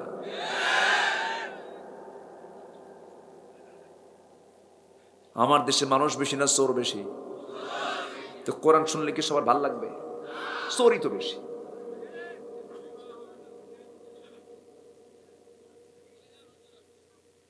মসজিদ কমিটির সভাপতি সুদ খায়, সেক্রেটারি মদ খায়, ক্যাশিয়ার ঘুষ খায়। কি করবেন আপনি? মসজিদে আজান হয়, কমিটির লোক যা তাস খেলে। আছে না? আছে না? আছে কিনা বলেন? তো কোন দিন কথা বলবেন আপনি? কোন দিন গর্জে উঠবেন আপনি? খতিব খুতবা দেয়, হঠাৎ করে একদিন বলে ফেলছে লা তাকুলুর রিবা দাআফা মুদাআফা, চক্রাকারে সুদ খায়ও না। তো এই কথা বলতে বলতে সে আবার তাকাইছিল সভাপতির দিকে, ও সুদ খায়। নামাজ শেষান্তে সভাপতি এসে বলতেছে হুজুর সুদের বিরুদ্ধে ওয়াজ করছেন, ভালো কথা, কোরআন শরীফে আসছে ভালো, কিন্তু আপনি আমার দিকে চায় থাকলেন কেন? কথা কি বুঝতেছেন? কথা কি বুঝতেছেন? উচিত ছিল খাঁটি ইমানদার যারা, তারা একতাবদ্ধ হয়ে ওই সমস্ত অযোগ্য লোকগুলোকে পথ থেকে গাড় ধরে বের করে দেওয়া। মান রাআ মিনকুম মুনকারান ফালিগাইয়িরহু বিয়াদিহি। কোন দিন করবেন আমরা? কোন দিন শিখবো আমরা? তা'মুরুনা বিল মা'রুফ ওয়া তানহাউনা আনিল মুনকার। কোন দিন শিখবো আমরা? সব তো শেষ করে দিল। বলে আমরা কি কোরআন বুঝি না? কি বোঝা বোঝে দেখে ওরা। কোরআন বোঝে ওই কানার মতো। এক কানা গেছে মসজিদে নামাজ পড়তে, আজান হয় নাই, ইমামের সঙ্গে কথা বলতে বলতে লাগছে গন্ডগোল, চরম বাক বিতণ্ডা। আজান হয়ে গেছে, নামাজে দাঁড়াইছে ইমামের কাজ পায় না। নামাজের মধ্যে সূরা ফাতিহার পরে এমন একটা আয়াত বলছে যে আয়াতের অংশ হলো ওয়া কানা মিনাল কাফিরিন। কানা মনে মনে কয় তুই আমারে কাফের কইলি। দেখেন কি বোঝা বুঝলো। রাগে গোসায় ফেটে পড়ে বাড়িতে চলে গেছে। সেকেন্ড দিন আবার নামাজে আসছে মাগরিবের। ইমাম দাঁড়াইছে নামাজে মুসাল্লায়, কানাও পিছনে দাঁড়াইছে মুক্তাদি হয়ে। যিনি ইমাম তার আবার একটা পা হলো খাটো, ন্যাংরা সাইজের। তা আগের সন্ধ্যায় যে সূরা, পরের সন্ধ্যায় সেই সূরাই। আবার যখন কানার কানে যখন এই আওয়াজ আসছে ওয়া কানা মিনাল কাফিরিন, নামাজের মধ্যে নিয়ন্ত্রণ হারিয়ে উল্টা লোকমা ওয়াল ল্যাংরানা মিনাল ফাসিকিন।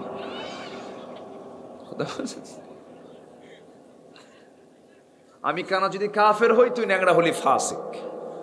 ওরা কোরআন বোঝে ওই কানার মতো, ঠিক কিনা? এত বোঝা বোঝো সুদ খাও কেন? এত বোঝা বোঝো নামাজের পরিবেশ তৈরি করো না কেন? প্রত্যেক মুসলমানের জন্য নামাজ পড়া কি? আরো জোরে বলেন কি? ফরজ। সেই নামাজ আজকে হেলায় খেলায় ছেড়ে দেয়। অথচ আমার নবীর শেষ বাক্য ছিল নামাজ। as-salat as-salat আইমা মালাকাত আইমানুকুম। আমার নবী নামাজের কথা বলেই দুনিয়া থেকে বিদায় নিয়েছে। আর তার উম্মত আজকে নামাজ পড়ে না, হেলায় খেলায় নামাজ ছেড়ে দেয়। জিকির করবেন না, নামাজ পড়বেন না, কোরআন পড়বেন না, দুনিয়ার জীবন সংকীর্ণ হয়ে যাবে। এজন্য মুসা আলাইহিস সালাতু ওয়াস সালাম এই দোয়া চেয়েছেন, আল্লাহ দুনিয়ার হাসানা আমারে দাও, আখিরাতের হাসানা তুমি আমারে দাও। হাসানা পেতে হলে, কল্যাণ পেতে হলে নামাজের দরকার আছে না নাই? আসতে বলবেন না, আছে না নাই? নামাজ পড়বো আমরা কয় ওয়াক্ত? নামাজ না পড়ে কি মুত্তাকি হওয়া যায় নাকি? মুত্তাকির গুণগুলো সূরা বাকারার শুরুতে আল্লাহ রাব্বুল আলামিন বলে দিয়েছেন, ঠোঁট মিলিয়ে সবাই বলেন, আল্লাযীনা ইউমিনুনা বিল গায়ব ওয়া ইউকিমুনাস সালাতা ওয়া মিম্মা রাযাকনাহুম ইউনফিকুন। والذين يؤمنون بما أنزل إليك وما أنزل من قبلك وبالآخرة هم يوقنون أولئك على هدى من ربهم وأولئك هم المفلحون جربون الله أكبر الله رب العالمين বলছেন মুত্তাকি কারা? যারা অদৃশ্যকে বিশ্বাস করবে। আল্লাহকে দেখা যায় না, কিন্তু আমরা বিশ্বাস করে নিয়েছি আল্লাহকে দেখা যায় নাকি? আসতে বলে, দেখা যায় নাকি? দুনিয়াতে কেউ দেখতে পেয়েছেন নাকি? একজন নবী দেখতে চেয়েও দেখতে পান নাই। সেই নবীর নামটা কি বলেন? 40 দিন সময় নিয়ে চলে গেলেন তুর পাহাড়ে, পারলেন না দেখতে। বলেন, আল্লাহ আমার এই চক্ষু পারবে না, তোমাকে দেখতে পারলাম না। লান তারানি, আমাকে দেখতে পাবে না। কিন্তু মুসা বলেন, আল্লাহ আমি তোমাকে দেখতে চাই, আমি দেখবই। পারলেন না। এই দুনিয়াতে জাগতিক জীবনে কোনো বান্দা তার চর্মচক্ষু দিয়ে আল্লাহকে দেখতে পাবে না, কারণ এই দুনিয়াতে আল্লাহর কিছু সৃষ্টি আছে দেখা যায় না। মাইক চলছে কিসের পাওয়ারে? বলেন, ইলেকট্রিসিটি এখানে আছে, বিদ্যুৎ আছে, বিদ্যুৎ দেখা যায় নাকি? যারা বলে যা দেখি না দু নয়নে মানিব না তাহা গুরুর বচনে, এই জাতীয় যারা কথা বলে যা দেখি না বিশ্বাস করি না, ওরা কি বিদ্যুৎ লাগাই দিবেন? দেখ আছে কিনা বিদ্যুৎ দেখা যায়? এই যে মোবাইল তার আছে, তার আছে, তার দেখা যায়? ফোন আসে কেমনে, কথা বলেন কেমনে? এই যে মাঝখানে একটা শক্তি কাজ করছে, ইথার মধ্যাকর্ষণ শক্তি, এগুলো সব আল্লাহ তো দিয়ে দিয়েছেন, কিন্তু দেখা যায় না, কিন্তু আছে না নাই? বাতাস দেখা যায় নাকি? কিন্তু আছে না নাই? আল্লাহর কিছু সৃষ্টি যদি না দেখা যায় বিশ্বাস করি, আল্লাহকে দুনিয়াতে না দেখে বিশ্বাস করতে হবে। আমার বন্ধুগণ, প্রথমে আল্লাহ তাআলা বিশ্বাসের ক্ষেত্রে গায়েবের কথা বলে দিলেন, এরপরে বলছেন যারা নামাজ কায়েম করবে, যারা আমার রিজিক দাও, আমার দাও রিজিক থেকে কিছু অংশ আমাকে দেবে, কিতাবকে যারা মানবে, আখিরাতকে যারা মানবে, আল্লাহ বলছেন এই সমস্ত বান্দাগুলো আমার পছন্দের বান্দারা হলো মুত্তাকি। জোরে কান সুবহানাল্লাহ। এবং শেষ ফিনিশিং দিয়েছেন এরা হলো সফল কাম। আমি যে দুইটা আয়াত তেলাওয়াত করেছি তার শেষ আয়াতের ফিনিশিং হচ্ছে উলাইকা হুমুল মুফলিহুন, এরা হলো সফল কাম। চালাক লোকগুলো কারা আর বোকা লোকগুলো কারা, তাদের তালিকা কোরআনে আছে না নাই? চালাক লোকগুলো কারা? আল্লাহ রাব্বুল আলামিন উলুল আলবাব বলে বিভিন্ন জায়গায় সম্বোধন করেছেন। যেমন এক জায়গায় বলছেন আল্লাযীনা ইসতামিউনাল কাওলা ফায়াত্তাবিউনা আহসানাহ উলাইকাল্লাযীনা হাদাহুমুল্লাহ ওয়া উলাইকা হুম উলুল আলবাব। জোরে বলুন আল্লাহু আকবার। চালাক কারা? الذين يذكرون الله قياما وقعودا وعلى جنوبهم ويتفكرون في خلق السماوات والأرض ربنا ما خلقت هذا باطلا سبحانك فقنا عذاب النار। জোরে বলুন আল্লাহু আকবার। উলুল আলবাব কারা? ইন্না ফি খালকিস সামাওয়াতি ওয়াল আরদি ওয়াখতিলাফিল লাইলি ওয়ান নাহার লাআয়াতিন লিউলিল আলবাব। জোরে বলুন আল্লাহু আকবার। ডান পাশে বাম পাশে বড় আলেমী দিন দুজন বসে আছেন, আমি তো আয়াত বাদ দিতে পারতেছি না। আয়াত বেশি বললে বরকত কম না বেশি? আসতে পারেন বরকত কম না বেশি? আয়াত ছাড়া ওয়াজ আমার দেশে আসে না নাই? ঘন্টার পর ঘন্টা ওয়াজ করে 20-25টা শের মারে, এমন শের মারে ও নিজেও বোঝে না, জনগণ বোঝে, খালি কান্দে। আসে না এরকম? আসে না? হাজার লাইনের শের আর আল্লাহর কালামের একটা আয়াত, আয়াতের দামই বেশি। শ্রোতাদের উচিত একজন আলোচক আলোচনা যখন শুনতে বসেন হাতের কড়াগুলো গুনবেন যে উনি কয়টা আয়াত বললেন আজকে। আয়াত যত বেশি হবে বরকত তত বেশি হবে। আমার বন্ধুগণ, অনেক মা বোন মাহফিল আসছেন, ভাইরা মাহফিল আসছেন। দুনিয়ার যদি কল্যাণ পেতে চাই, মুত্তাকি আমরা হব। জোরে বলি ইনশাআল্লাহ। নামাজ পড়ব কয় ওয়াক্ত? আসতে বলবেন না, কয় ওয়াক্ত? একানা জামাতে বলেন, একানা জামাতে, বোঝে না না বুঝে, জেনে না না জেনে, সময় না সময়ে, তাড়াতাড়ি না আস্তে আস্তে, আস্তে আস্তে। কন্ডিশন ঠিক রেখে নামাজ পড়তে হবে, নামাজকে রেগুলার করতে হবে। আল্লাহ তাআলা নিজে বলছেন আমি 7 শ্রেণীকে আমার আরশে আজিমের ছায়া জায়গা দিয়ে দেব। যেরকম সুবহানাল্লাহ। আমার আল্লাহ তাআলা আরশটা কোথায় বলেন? উপরে। কোথায় বলেন? কোথায়? উপরে। গোনার মতো যোগ্যতা আমাদের নাই, শুধু আমরা এতটুকুই বলতে পারি আমার আল্লাহ কোথায়। সাব্বিহ ইসমা রাব্বিকাল আ'লা, সাব্বিহ ইসমা রাব্বিকাল আ'লা। সবার উপরে তিনি, সবার উপরে তিনি।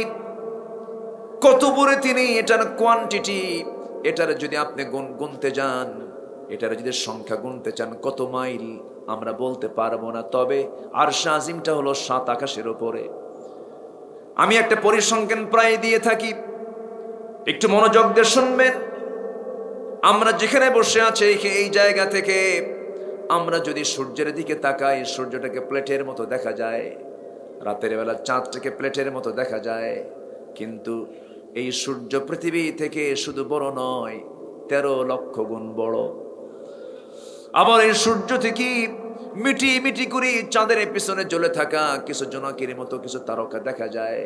এই তারকাগুলো সূর্যের চেয়ে এত বড়। বেটেল জুইস নামে একটা তারকা আছে, সূর্যের চাইতে 33 কোটি গুণ বড়। আবার ওই তারকাগুলো এত বড়, একটা দুইটা তারকা নয়, মহান রব্বুল আলামিন এক একটা গ্যালাক্সির মধ্যে 300 বিলিয়ন করে তারকা রেখে দিয়েছেন। এমন কিছু তারকা আছে যে তারকার আলো আজ পর্যন্ত পৃথিবীতে পৌঁছে নাই, অথচ আলোর গতি প্রতি সেকেন্ডে 1,86,000 মাইল। আমার বন্ধুগণ, সেই তারকার আলো এখন আসে নাই পৃথিবীতে। এই তারকাগুলো আল্লাহ রাব্বুল আলামিন রেখে দিয়েছেন। মানুষ তো চাঁদ দেখেছে, চাঁদের দেশে গেছে, মানুষ তো মঙ্গল গ্রহে গেছে, শুনলাম মঙ্গল গ্রহে মানুষ নাকি জায়গাও কিনতেছে, ওই জায়গায় গিয়ে থাকবে। থাক আমার বন্ধুগণ, যদি এখন মানুষ যদি বলে চাঁদ দেখলাম, মঙ্গল গ্রহ দেখলাম, এখন একটু তারকার দেশ দেখতে যাব, সূর্যের কাছে তো যাওয়া যাবে না, পুরো শেষ হব। তারকার দেশে যাব, দুনিয়ার কোনো বিমান, দুনিয়ার কোনো হেলিকপ্টার দিয়ে চড়ে আপনি কখনো যেতে পারবেন না। তবে চেষ্টা করা যেতে পারে নভোযান দিয়া। একটা নভোযান আছে, লেটেস্ট আপডেট নভোযান, তার নাম হচ্ছে অ্যাপোলো 11, যার ঘন্টার গতি হলো 39,000 কিলোমিটার। 39,000 কিলোমিটার ঘন্টায় যার গতিবেগ। এই গতিবেগে চড়ে যদি কেউ রওনা দিয়ে দেয়, সেই তারকার দেশে সে ঘুরতে যাবে। দূরের তারকা নয়, সবচেয়ে নিকটবর্তী তারকা প্রক্সিমা সেন্ট্রাই যদি কেউ যেতে চায়, এই দুনিয়া থেকে ওই প্রক্সিমা সেন্ট্রাই পর্যন্ত ঘন্টায় 39,000 কিলোমিটার বেগেও যদি রওনা দিয়ে দেয়, তারা যেতে সময় লেগে যাবে 1,15,000 বছর মাত্র। যাবেন কারা কারা? হাত তোলেন। হ্যাঁ, কারা কারা হাত? সম্ভব? বাঁচবো কোন দিন, বাঁচবো কয়দিন, যাব কোন দিন? সম্ভব নয়, সম্ভব নয়। কোয়াইট ইম্পসিবল, কখনো সম্ভব নয়। আল্লাহ বলছেন, বান্দারে এই তো মহাশূন্য, এরপর আছে মহাকাশ, 7টা আকাশ। আমি তোর জন্য আকাশের দরজা খুলে দেব। আল্লাহু আকবার বলেন। আমি তোকে আরশ আজিমের ছায়ে জায়গা দিয়ে দেব। 7টা শ্রেণীর মধ্যে আল্লাহ তাআলা আমাদেরকে শামিল করুন। জোরে বলে আমিন, আরো জোরে আমিন। এই হাদিসটা খুবই দামি হাদিস, খুবই দামি হাদিস। এর মধ্যে 1 নম্বর হলো ওই সমস্ত বান্দাকে আরশ আজিমের ছায়া জায়গা দিবেন যারা দুনিয়ার জিন্দেগিতে যারা সঠিক বিচার করতে পেরেছে। বিচারপতির দাম আল্লাহর কাছে সবচেয়ে কম না সবচেয়ে বেশি? আল্লাহ বিচারক। আল্লাহ কি? সিবগাতাল্লাহ ওয়া মান আহসানু মিনাল্লাহি সিবগাহ। আল্লাহ বিচারক, বান্দাও বিচারক। মালিক ইয়াউমিদ্দিন, বিচার দিবসের মালিক কে?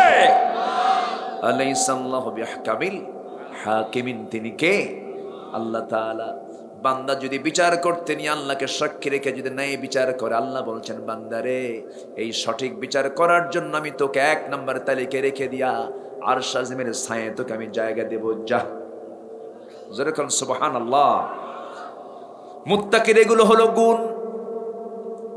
আল্লাহ তাআলার রহমত 3 শ্রেণীর জন্য। কয় শ্রেণীর জন্য বলেন? এর মধ্যে 1 নম্বর শ্রেণী হলো তাকওয়া। আল্লাহ রাব্বুল আলামিন সূরা আরাফের 156 নম্বর আয়াতে বলছেন, কি সুন্দর করে বলছেন, ফাসাকতুবুহা লিল্লাযিনা ইয়াত্তাকুন, যারা মুত্তাকি তাদের জন্য আমি আল্লাহ রহমত রেখে দিয়েছি। যেরকম সুবহানাল্লাহ। আমার ভাইয়েরা, তাকওয়া কাকে বলে? তাকওয়া মানে শুধু বুঝবো না, মুখে দাঁড়িয়ে আছে, মাথায় টুপি আছে, চোখে সুরমা আছে, আতরের গন্ধ শরীর জুড়ে পাওয়া যায়, লম্বা জুব্বা আছে, মাঝে মাঝে মসজিদে যাই, দান সদকা করে, মসজিদ বানালাম, মাদ্রাসা বানালাম, এটার নাম তাকওয়া শুধু নয়। তাকওয়া কাকে বলে? সাহাবে কেরামের কিছু জীবন জানলে পরে বোঝা যায়।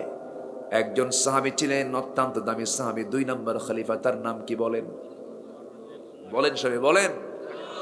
প্রশ্ন করছি কেন জানেন? প্রশ্ন করলে ঘুম ধরে না। প্রশ্ন করলে ঘুম ধরে না। আপনি জানেন না তা না, জানেন। প্রশ্ন করলে একটু মনোযোগিতা বাড়ে। 2 নম্বর খলিফার নাম কি? ওমর। আমাদের ক্লাস করা খুব কঠিন। যারা মাদ্রাসার শিক্ষক ক্লাস 9-এ ঢুকেছেন সব এক শ্রেণীর ছাত্র, ইন্টারে ঢুকেছেন এক ক্লাসের ছাত্র, বুঝতে সহজ। কিন্তু আমাদের কোন ক্লাস বলেন? অবাল বৃদ্ধ বনিতা, শিশু থেকে বুড়া পর্যন্ত। এটা জটিল কিন্তু এই ক্লাসটা নেওয়া। সব দিক ব্যালেন্স করে কথা বলতে হয়। বেশি কঠিন কথা বললে বোঝে না অনেকে, আবার বেশি সহজ কথা বললে জ্ঞানী মানুষকে হুজুর কি ওয়াজ করে। খুব কঠিন, ব্যালেন্স করে কথা বলতে হয়। আবার লোকজন উঠে গেলে বেকায়দা, তখন তো মাথা ঠিক থাকে না। আমাকে সময় দেবেন তো নাকি? সময় দেবেন তো? জোরে বলি ইনশাআল্লাহ। দ্বিতীয় খলিফার নাম কি? ওমর। অনেকদিন আগে এক মাহফিলে বললাম, ওমরে ফারুককে চিনেন কে? সামনে থেকে এক ছোট্ট বাচ্চা দাঁড়ায় বলে, হুজুর আমি চিনি। কে? আমাদের বাড়ির দোতলায় ভাড়া থাকে। বুঝলেন? সাইয়েদনা ওমর ফারুক রাদিয়াল্লাহু তাআলা আনহু, যার নাম শুনলে রোম পারস্য থরথর করে কাঁপতো। আল্লাহু আকবার বলবেন না? তৎকালীন দুনিয়ার সুপার পাওয়ার ছিল রোম পারস্য। যেরকম এখন আমেরিকা, ইউরোপ, তেমনি সুপার পাওয়ার ছিল পারসিক এবং রোমক শক্তি। গুলিবাতির রুম, আল্লাহ তাআলা সূরা রোম নামে একটা সূরা নাজিল করেছেন। তো এই রোম পারস্যের যারা সম্রাট ছিল তারা থরথর করে কাঁপতো ওমরের নাম শুনলে পরে। আল্লাহু আকবার। কেন কাঁপতো? তার চেহারা দেখে, তার ক্ষমতা শুধু দেখে না, তার তাকওয়া দেখে কাঁপতো। আল্লাহু আকবার বলেন। লিল্লাযীনা ইয়াত্তাকুন, যারা মুত্তাকি হতে পেরেছে আমার রহমত তাদের জন্য বরাদ্দ। যেরকম সুবহানাল্লাহ। তিনি অর্ধ দুনিয়ার শাসনকর্তা। তার প্রতিবেশী একটা রাষ্ট্র আছে, সে রাজ্যের একজন রাজা ছিল জাবালা। কি নাম? জাবালা। এই জাবালা ওমরা করতে যায়। ওমরা করতে যাওয়ার সময় ওমরা করতে নিয়ে তোয়াফে জিয়ারা 7 বার তোয়াফ করতে হয়। এই তোয়াফ করতে নিয়ে হেরামের কাপড়ের সাথে এক দাস, সাধারণ একজন দাস, তার পায়ের সঙ্গে এটা প্যাঁচ লেগে তার হেরামের কাপড়টা শরীর থেকে পড়ে যায়। খেপে গিয়ে রাজা মানুষ তো মারছে থাপ্পড়। কিন্তু আল্লাহ তাআলা বলছেন, ফালা রাফাসা ওয়ালা ফুসুকা ওয়ালা জিদালা ফিল হজ। ইহরামরত অবস্থায়, হজরত অবস্থায় তুমি কখনো ফুসুকি কাজ করতে পারবে না, থাপ্পড় মারতে, এমনকি মশাও মারতে পারবে না। কিন্তু করছে কি? মারছে থাপ্পড়। এই ছোট্ট দাস হযরত ওমর ফারুকের দরবারে গিয়ে বললেন, খলিফাতুল মুসলিমিন রাজা জাবালা আমাকে থাপ্পড় মেরেছে ইহরামরত অবস্থায়। তাই? আচ্ছা ঠিক আছে। ডাকলেন, জাবালা তুমি নাকি এই দাসকে থাপ্পড় মেরেছ? কে মারবো না মানে? আমার ইহরামের কাপড়ে পা মারছে, একদম আমার গোটা শরীর খুলে গেছে, আমি থাপ্পড় মারছি। সাইয়েদনা ওমর ফারুক বললেন, তুমি শাসক, আমিও শাসক, কিন্তু শাসক এবং প্রজা আইনের ক্ষেত্রে সব কি? আইনের ক্ষেত্রে সব কি? আইন সবার জন্য সমান। তুমি যেমন করে তাকে থাপ্পড় মেরেছ, যে ওয়েটে, তোমার থাপ্পড়ের ওয়েট টের পাইছে যে থাপ্পড় খাইছে। দাস, আমি তোকে অর্ডার দিলাম, যেমন জোরে তোর গাল যেতে থাপ্পড় মেরেছে, তুইও রাজা জাবালার গাল যেতে থাপ্পড় হাঁকায় দে। আল্লাহু আকবার বলেন। আইন সবার জন্য কি? লিল্লাযীনা ইয়াত্তাকুন। এটাই হলো তাকওয়া। মধু, রাষ্ট্রের কিছু মধু সাইয়েদনা ওমর ফারুক পেয়েছেন। প্রতিবেশী সহ মধু তিনি 1 বোতল নিয়ে আসছেন। এসে বলতেছেন, বউ, বউ বুঝলেন তো নাকি? এলাকায় কি কয়? না গিন্নি কয়? হ্যাঁ, গিন্নিও কয়। কারণ আপনাদের ভাষা তো অনেক সুন্দর। চাপায়ের ভাষা, রাজশাহীর ভাষা একদম সহি, যে ভাষার ভিতরে কোনো প্রকার খাতখুত নাই, নিখুঁত। বলি আলহামদুলিল্লাহ, ভাষা অনেক সুন্দর। ভাষা তো এদিক থেকেই গেছে মূলত। এই পাশে মুর্শিদাবাদ না, আর মুর্শিদাবাদ যেখানে নদিয়াও, সে নদিয়া থেকে ভাষাটার উৎপত্তি হয়েছে। জন্য ভাষাগুলো আপনারা ভালো লালন করেন। এই বেল্ট, চাপাই, এরপরে কুষ্টিয়া হয়ে মেহেরপুর, নড়াইল, নদিয়া, মুর্শিদাবাদ, এই বেল্টের ভাষাটা ভালো। রংপুরে যায় আর শেষ, বাড়ি কই অংপুর, নাম কি অসিত মিয়া, বুঝেন নাই? বাড়ি অংপুর, নাম হলো অসিত মিয়া, মানে রংপুরের রয় গেছে, সিরাজগঞ্জে দুন্ত স গেছে, বাড়ি কনে হিরাজগঞ্জ, দুন্ত স নাই। নোয়াখালীতে গিয়ে প নাই, পানি কি কয় হানি। আল্লাহ পাক হয় না, আল্লাহ ফাক। ভাষা ভাষাই হেসে যায়, মানে এক দেশের ভাষা আরেক দেশের হাসা হয়ে যায়। বহুদিন আগে, আজ থেকে আরো 20 বছর আগে হবে, সিলেটের কোন একটা মাহফিল আমি গিয়ে খেতে বসবো, আমার একজন বলে হুজুর শুটকে গু খাবেন না ভিজা গু খাবেন? আমার কামই সারা। এই হলো ভাষা। ভাষার মালিক কে বলেন? কে ভাষার মালিক? তাহলে এলাকায় কি কয়, গিন্নি কয় না বউ কয়? বইয়ের কথা শোনেন আপনারা? বইয়ের কথা শোনেন? হ্যাঁ, কিছুই কয় না। বইয়ের কথা শোনেন না আপনারা? আপনি শোনেন না? শোনে তো, আমিও শুনি, উনিও শোনেন। বইয়ের কথা না শুনলে সংসার হবে? আস্তে সংসার হবে। অন্যের বউ না কিন্তু নিজের বউ, এটার জন্য মনে থাকে। আবার এই যুবকরা মনে রাখছো তো, অন্যের বউ না কিন্তু। বইয়ের কথা কে না শোনে? আমিও শুনি। শুনেছেন মুহাম্মদ সাল্লাল্লাহু আলাইহি ওয়াসাল্লাম, লাকাদ খাশিতু আলা নাফসি ইয়া খাদিজা, আমি আমার জীবনের শঙ্কিত, আমি যেন মরে যাচ্ছি। আম্মা জান খাদিজা বলছেন, অসম্ভব, আপনার কোনো ক্ষতি পৃথিবীর কেউ করতে পারবে না, আপনি ইতিমের পাশে দাঁড়ান। কি সুন্দর করে পরামর্শ দিচ্ছেন, আল্লাহু আকবার বলেন। রাসূল সান্ত্বনা পেলেন।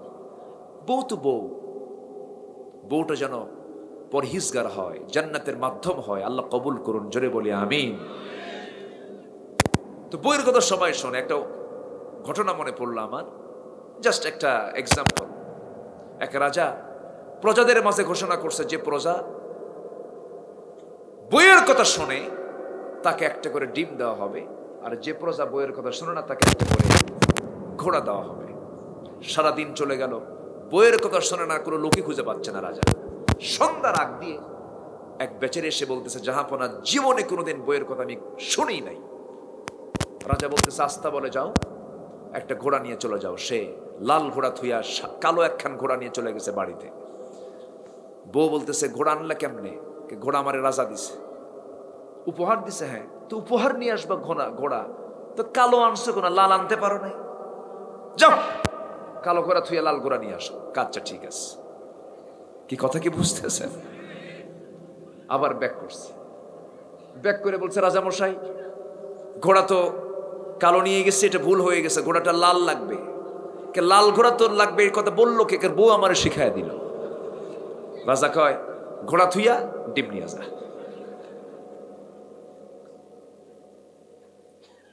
সন্ধ্যার পর রাজা চলে গেছে রানীর সামনে। রানী মুসকে মুসকে হাসি মারে বলে, রাজা মশাই, পাইছেন কি? পাইছেন কি? বইয়ের কথা শোনেন এমন লোক কি পাইছেন? পাইছিলাম একটা, তাও দেখি বইয়ের কথাই শোনে। রানী এখন বলে, রাজা মশাই, অযথা যারা বইয়ের কথা শোনে তাদেরকে ঠকায় লাভ কি? মাত্র একটা করে ডিম দিবেন, এটা হলো? একজনকে ঘোড়া দিবেন? অন্তত যারা বইয়ের কথা শোনে তাদেরকে ডিমটা না দিয়ে 5 কেজি করে মৌলিক খাবার, চালটা দেন সবার জন্য, 5 কেজি করে চাল দেন। কাচ্চা ঠিক আছে।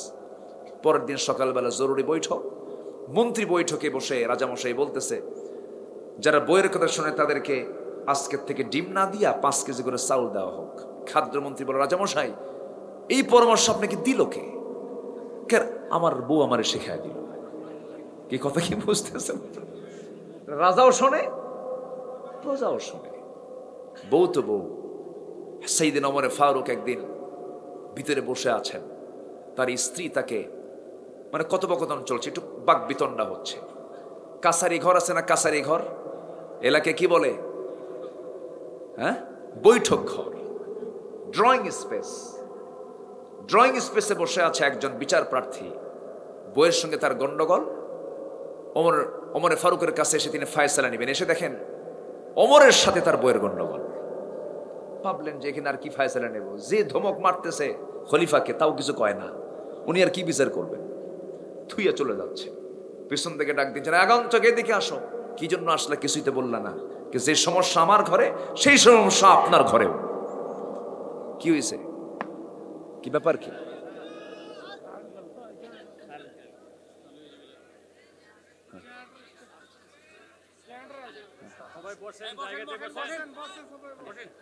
আচ্ছা আচ্ছা,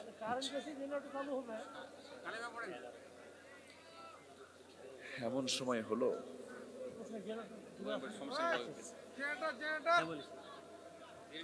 এমন সময় হলো, না না এমন সময় হলো, আর আর আধা ঘন্টা, আমি এখন আমার হৃদয় বিদারক কিছু ঘটনার দিকে যাচ্ছি। চলে গেছেন আপনি তাহলে কাছে গেছি। হ্যাঁ আমি তো বুঝতে পারছি ফাঁকা পড়তে কথাটা বলা হলো আমার ইসরাই আমাকে অনুমান করছে। বসেন কিছু করি না ওই থানা থেকে আমাকে একটু করেন কিছু করি আর্থিক আমার অনেক জি ওঠে কেন?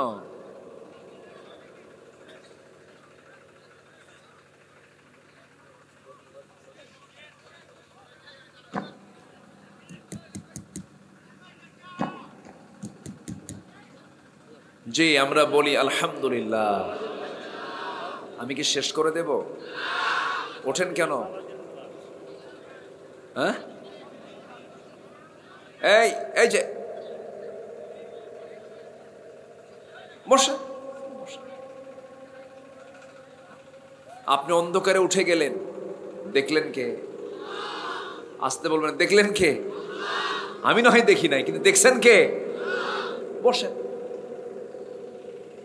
আমরা দোয়ার মধ্য দিয়ে শেষ করব। জোরে বলি ইনশাআল্লাহ। আর একটু সময় আমাকে দেন। বিদ্যুৎ চলে গেছে, আবার নিজস্ব পরিচালনায় জেনারেটরের মাধ্যমে বিদ্যুৎ আবার চলে আসছে। এখন অতটুকু ভয় আর নেই, বলি আলহামদুলিল্লাহ। কোন সূরা থেকে কথা বলছিলাম বলেন তো, মনে আছে? সূরাতুল আরাফ। রহমত কয় ব্যক্তির জন্য? বলেন বলেন বলেন বলেন। 3 ব্যক্তির জন্য, 3টা গুণ যার অর্জন হবে তাদের জন্য রহমত প্রশস্ত, তাদের জন্য। জোরে বলি সুবহানাল্লাহ। বিদ্যুৎ মনে হয় আবার আসলো, আসছে না? তাড়াতাড়ি মেশিন বন্ধ করতে বলেন।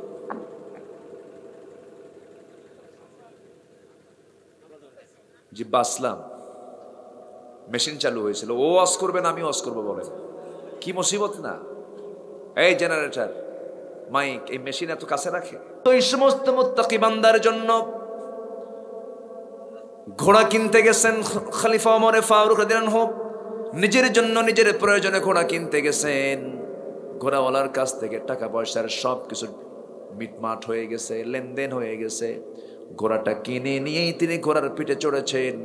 কয়েক মাইল দৌড়াতে না দৌড়াতেই ঘোড়ার 4টা পা অকেজ হয়ে বসে গেছে। সাইয়েদনা ওমর ফারুক করলেন কি? ঘোড়াটা নিয়ে ঘোড়াওয়ালার সামনে গিয়ে বলছেন, ঘোড়াওয়ালা কাম পাও না, আমার অকেজ ঘোড়া দিস, অসুস্থ ঘোড়া দিস, আমি নেব না। ঘোড়াওয়ালা বলছে, আল্লাহর কসম করে বলি, এই ঘোড়াগুলো আমি আপনাকে যে দিয়েছি, সুস্থ ঘোড়া আমি আপনাকে বুঝে দিয়েছি, অসুস্থ হয়েছে আপনার কাছে। ওমরে ফারুক বলছেন, না না আমি ঘোড়া নেব না, আমাকে টাকা ফেরত দাও। এখন ঘোড়াওয়ালা বলছে, না টাকা ফেরত দেব না। ওমরে ফারুক বলছেন, টাকা ফেরত দাও। ফয়সালার জন্য এখন কি করা যায়? এবার ঘোড়াওয়ালা বলতেছে, যদি ফয়সালা করতে চান আমি আদালতে যাব, তো চলো আদালতে যাই। সামান্য একজন ঘোড়া বিক্রেতার মামলায় অংশগ্রহণ করলেন। অর্ধ দুনিয়ার শাসন করত ওমর ফারুক রাদিয়াল্লাহু তাআলা আনহু। আদালতের ভিতরে ঢুকলেন। ঢুকেই যখন দাঁড়িয়ে আছেন, আদালতের বিচারকের চেয়ারে বসে আছেন কাজী শুরাইহ ইবনুল হারিস আল কিন্দি রাহমাতুল্লাহ আলাইহি। অবাক হয়ে গেলেন, খলিফাতুল মুসলিমিন আপনি এই জায়গায় কেন, কি হয়েছে? তিনি বললেন, ঘোড়া কিনেছি, ঘোড়া আমাকে অকেজ ঘোড়া দিয়েছে, সে মামলা করেছে, বিচার নাকি কোর্টে হবে। ঠিক আছে, কোর্টে ফয়সালা হয়ে যাক। দুইজনের মুখ থেকেই কাজী শুরাইহ ইবনুল হারিস শুনলেন সমস্ত কথাগুলো। এবার কাজী শুরাইহ বলছেন, আমিরুল মুমিনিন, আপনি আমারও খলিফা, ওই ঘোড়াওয়ালারও খলিফা, আপনি সুপ্রিম পাওয়ারের লোক, কিন্তু বিচার তো করতেই হবে। বিচার করতে হবে ব্যক্তির চেহারা দেখে নয়, বিচার করতে হবে কোরআন হাদিসকে দেখে।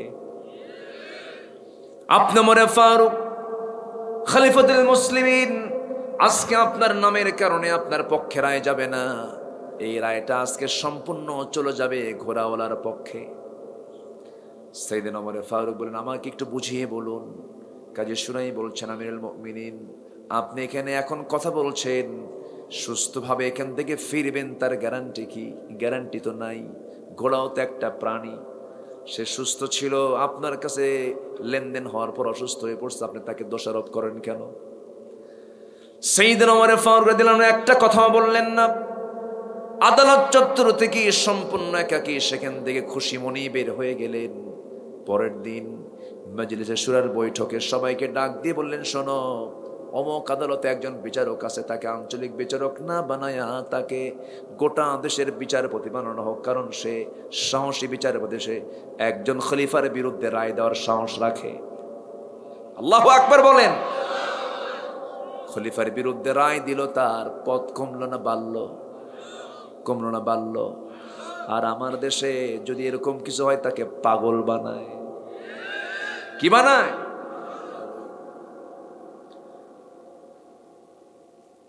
বিদেশ থেকে রাষ্ট্রের কিছু আপেল এসেছে, আপেল কিছু খাবার এসেছে, সেই খাবারগুলোর সামনে স্তূপওয়ালা বিশাল বড় একটা আপেলের কার্টুন চলে আসছে। এই আপেল থেকে একটা আপেল তার নিজের ছেলে, ছোট্ট ছেলে হাতের মধ্যে নিয়ে মুখের মধ্যে নিয়েছে। ওমর ফারুক করলেন কি? সঙ্গে সঙ্গে মুখের মধ্যে নখ ঢুকায়া দিয়ে জোর করে সে আপেলটা বের করে বলেন, মার কোলে যা। মার কাছে গিয়ে চিৎকার করে কেঁদে কেঁদে অভিযোগ দিচ্ছে, আব্বু আমার মুখ থেকে আপেলটা কেড়ে নিয়েছে। যখন খলিফা ওমর স্ত্রীর সামনে গিয়ে দাঁড়ালেন, বললেন, আমার স্বামী, আপেলটা ছোট্ট ছেলে বোঝে নাই, সে একটা নয় মুখে আপেল তুলে নিয়েছে, আপনি জোর করে এটা আবার বের করে নিলেন কেন? আমরা তো আপেল পাবোই কিছু। ওমর ফারুক বলছেন, আপেল তো আমরা কিছুই পাবো, অবশ্যই পাবো, কিন্তু যে আপেলটা মুখে নিয়েছে সে আপেলটা কি তুমি পাবা তার নিশ্চয়তা আছে নাকি? আল্লাহু আকবার বলবেন না? এটার নাম তাকওয়া। এটার নাম কি? তাকওয়া।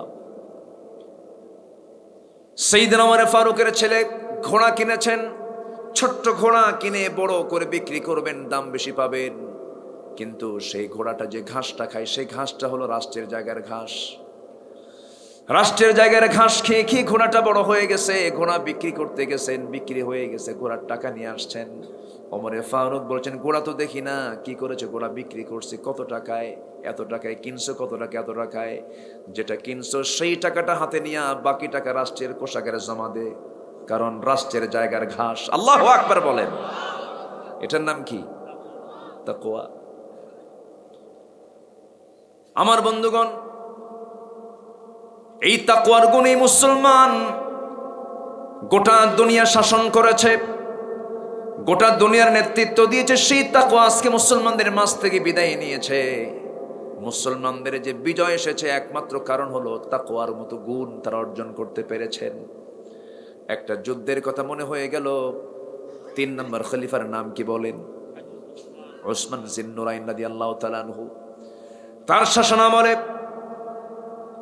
তারাবেলাস নগরীর একজন রাজা জার্জিস, সেই জার্জিসকে মোকাবেলা করার জন্য আব্দুল্লাহ বিন সাদের নেতৃত্বে কিছু সৈন্য পাঠানো হলো। যুদ্ধ শুরু হয়ে যাবে, রাজা জার্জিস বলে ফেললো, মুসলমানদের সেনাপতি আব্দুল্লাহ বিন সাদের মস্তকটাকে যে হাজির করবে আমার সামনে, আমার নিজের সুন্দরী মেয়ের সঙ্গে তাকে বিয়ে দেবে, এমন অফার দিয়ে দিল। এইদিকে আব্দুল্লাহ বিন সাদ কি কোন এক মুজাহিদ বলে ফেললেন, ও আব্দুল্লাহ বিন সাদ, তুমিও প্রস্তাব দিয়ে দাও মুসলমানদের মাঝে, যে মুসলমান মুজাহিদ রাজা জার্জিসের মস্তকটা আমার সামনে হাজির করবে, রাজা জার্জিসের সুন্দরী মেয়ের সঙ্গে তাকে বিয়ে দেব। এমন প্রস্তাব 2 দিক থেকেই চলে আসলো। যুদ্ধ শুরু হয়ে গেল, মুসলমানদের বিজয় নিশ্চিত হয়ে গেল। রাজা জার্জিসের মাথায় একজন মুজাহিদ আব্দুল্লাহ বিন সাদের সামনে সেনাপতির সামনে হাজির করলেন। হাজির করে রেখেছেন, কিন্তু কে হাজির করেছেন আব্দুল্লাহ বিন সাদ দেখে নাই, কেউ দেখে নাই। মস্তকটা থুইয়া মারছে দৌড়। রাজা জার্জিসের সুন্দরী মেয়েকে ধরে ফেলা হয়েছে, গ্রেফতার করা হয়েছে, যুদ্ধবন্দী করা হয়েছে। আব্দুল্লাহ বিন সাদ বলছেন, কোন মুজাহিদ জার্জিসের মাথা কেটে এনেছো? একটা শর্ত তো জড়িয়ে দিয়েছি, রাজা জার্জিসের মেয়ের সঙ্গে তার বিয়ে হয়ে যাবে। নগদ কিছু স্বর্ণ মুদ্রা তাকে দেওয়া হবে। বারবার বলছেন, কিন্তু সেই মুজাহিদ সামনে হাজির হয় না। এমন সময় ওই রাজা জার্জিসের মেয়েটা দেখে ফেলেছে তার বাপকে কে মেরেছে, কে তরবারি দিয়ে আঘাত করে মস্তকটা কেটে নিয়েছে। সেই সুন্দরী মেয়েটা বলতেছে, ওই যে মুজাহিদ সামনে দাঁড়ানো, সেই তো আমার বাপকে দুনিয়া থেকে বিদায় করেছে। আব্দুল্লাহ বিন সাদ বললেন, ও মুজাহিদ, তুমি কেন নিজের অবস্থানকে গোপন করছো? কেন? তোমার তো প্রকাশ করার কথা ছিল, এত বড় তোমাকে অফার দেওয়া হয়েছে। সঙ্গে সঙ্গে মুজাহিদ বলছেন, ও আল্লাহর পথের সেনাপতি, দিনের পথের সেনাপতি, আল্লাহর কসম করে বলি, আমরা যুদ্ধ করতে এসেছি কোনো নারীকে পাওয়ার জন্য নয়, কোন অর্থকে পাওয়ার জন্য নয়, আল্লাহকে পাওয়ার জন্য। জোরে বলেন সুবহানাল্লাহ। লিল্লাযীনা ইয়াত্তাকুন, এটাই হলো তাকওয়া। জুলাইবিব রাদিয়াল্লাহু তাআলা আনহু নতুন বিয়ে করেছেন, বিয়ে করেন নাই। তিনি রাসূল বলেছেন, জুলাইবিব তুমি কি বিয়ে করবা নাকি? হুজুর বিয়ে দেবে কি আমার সাথে?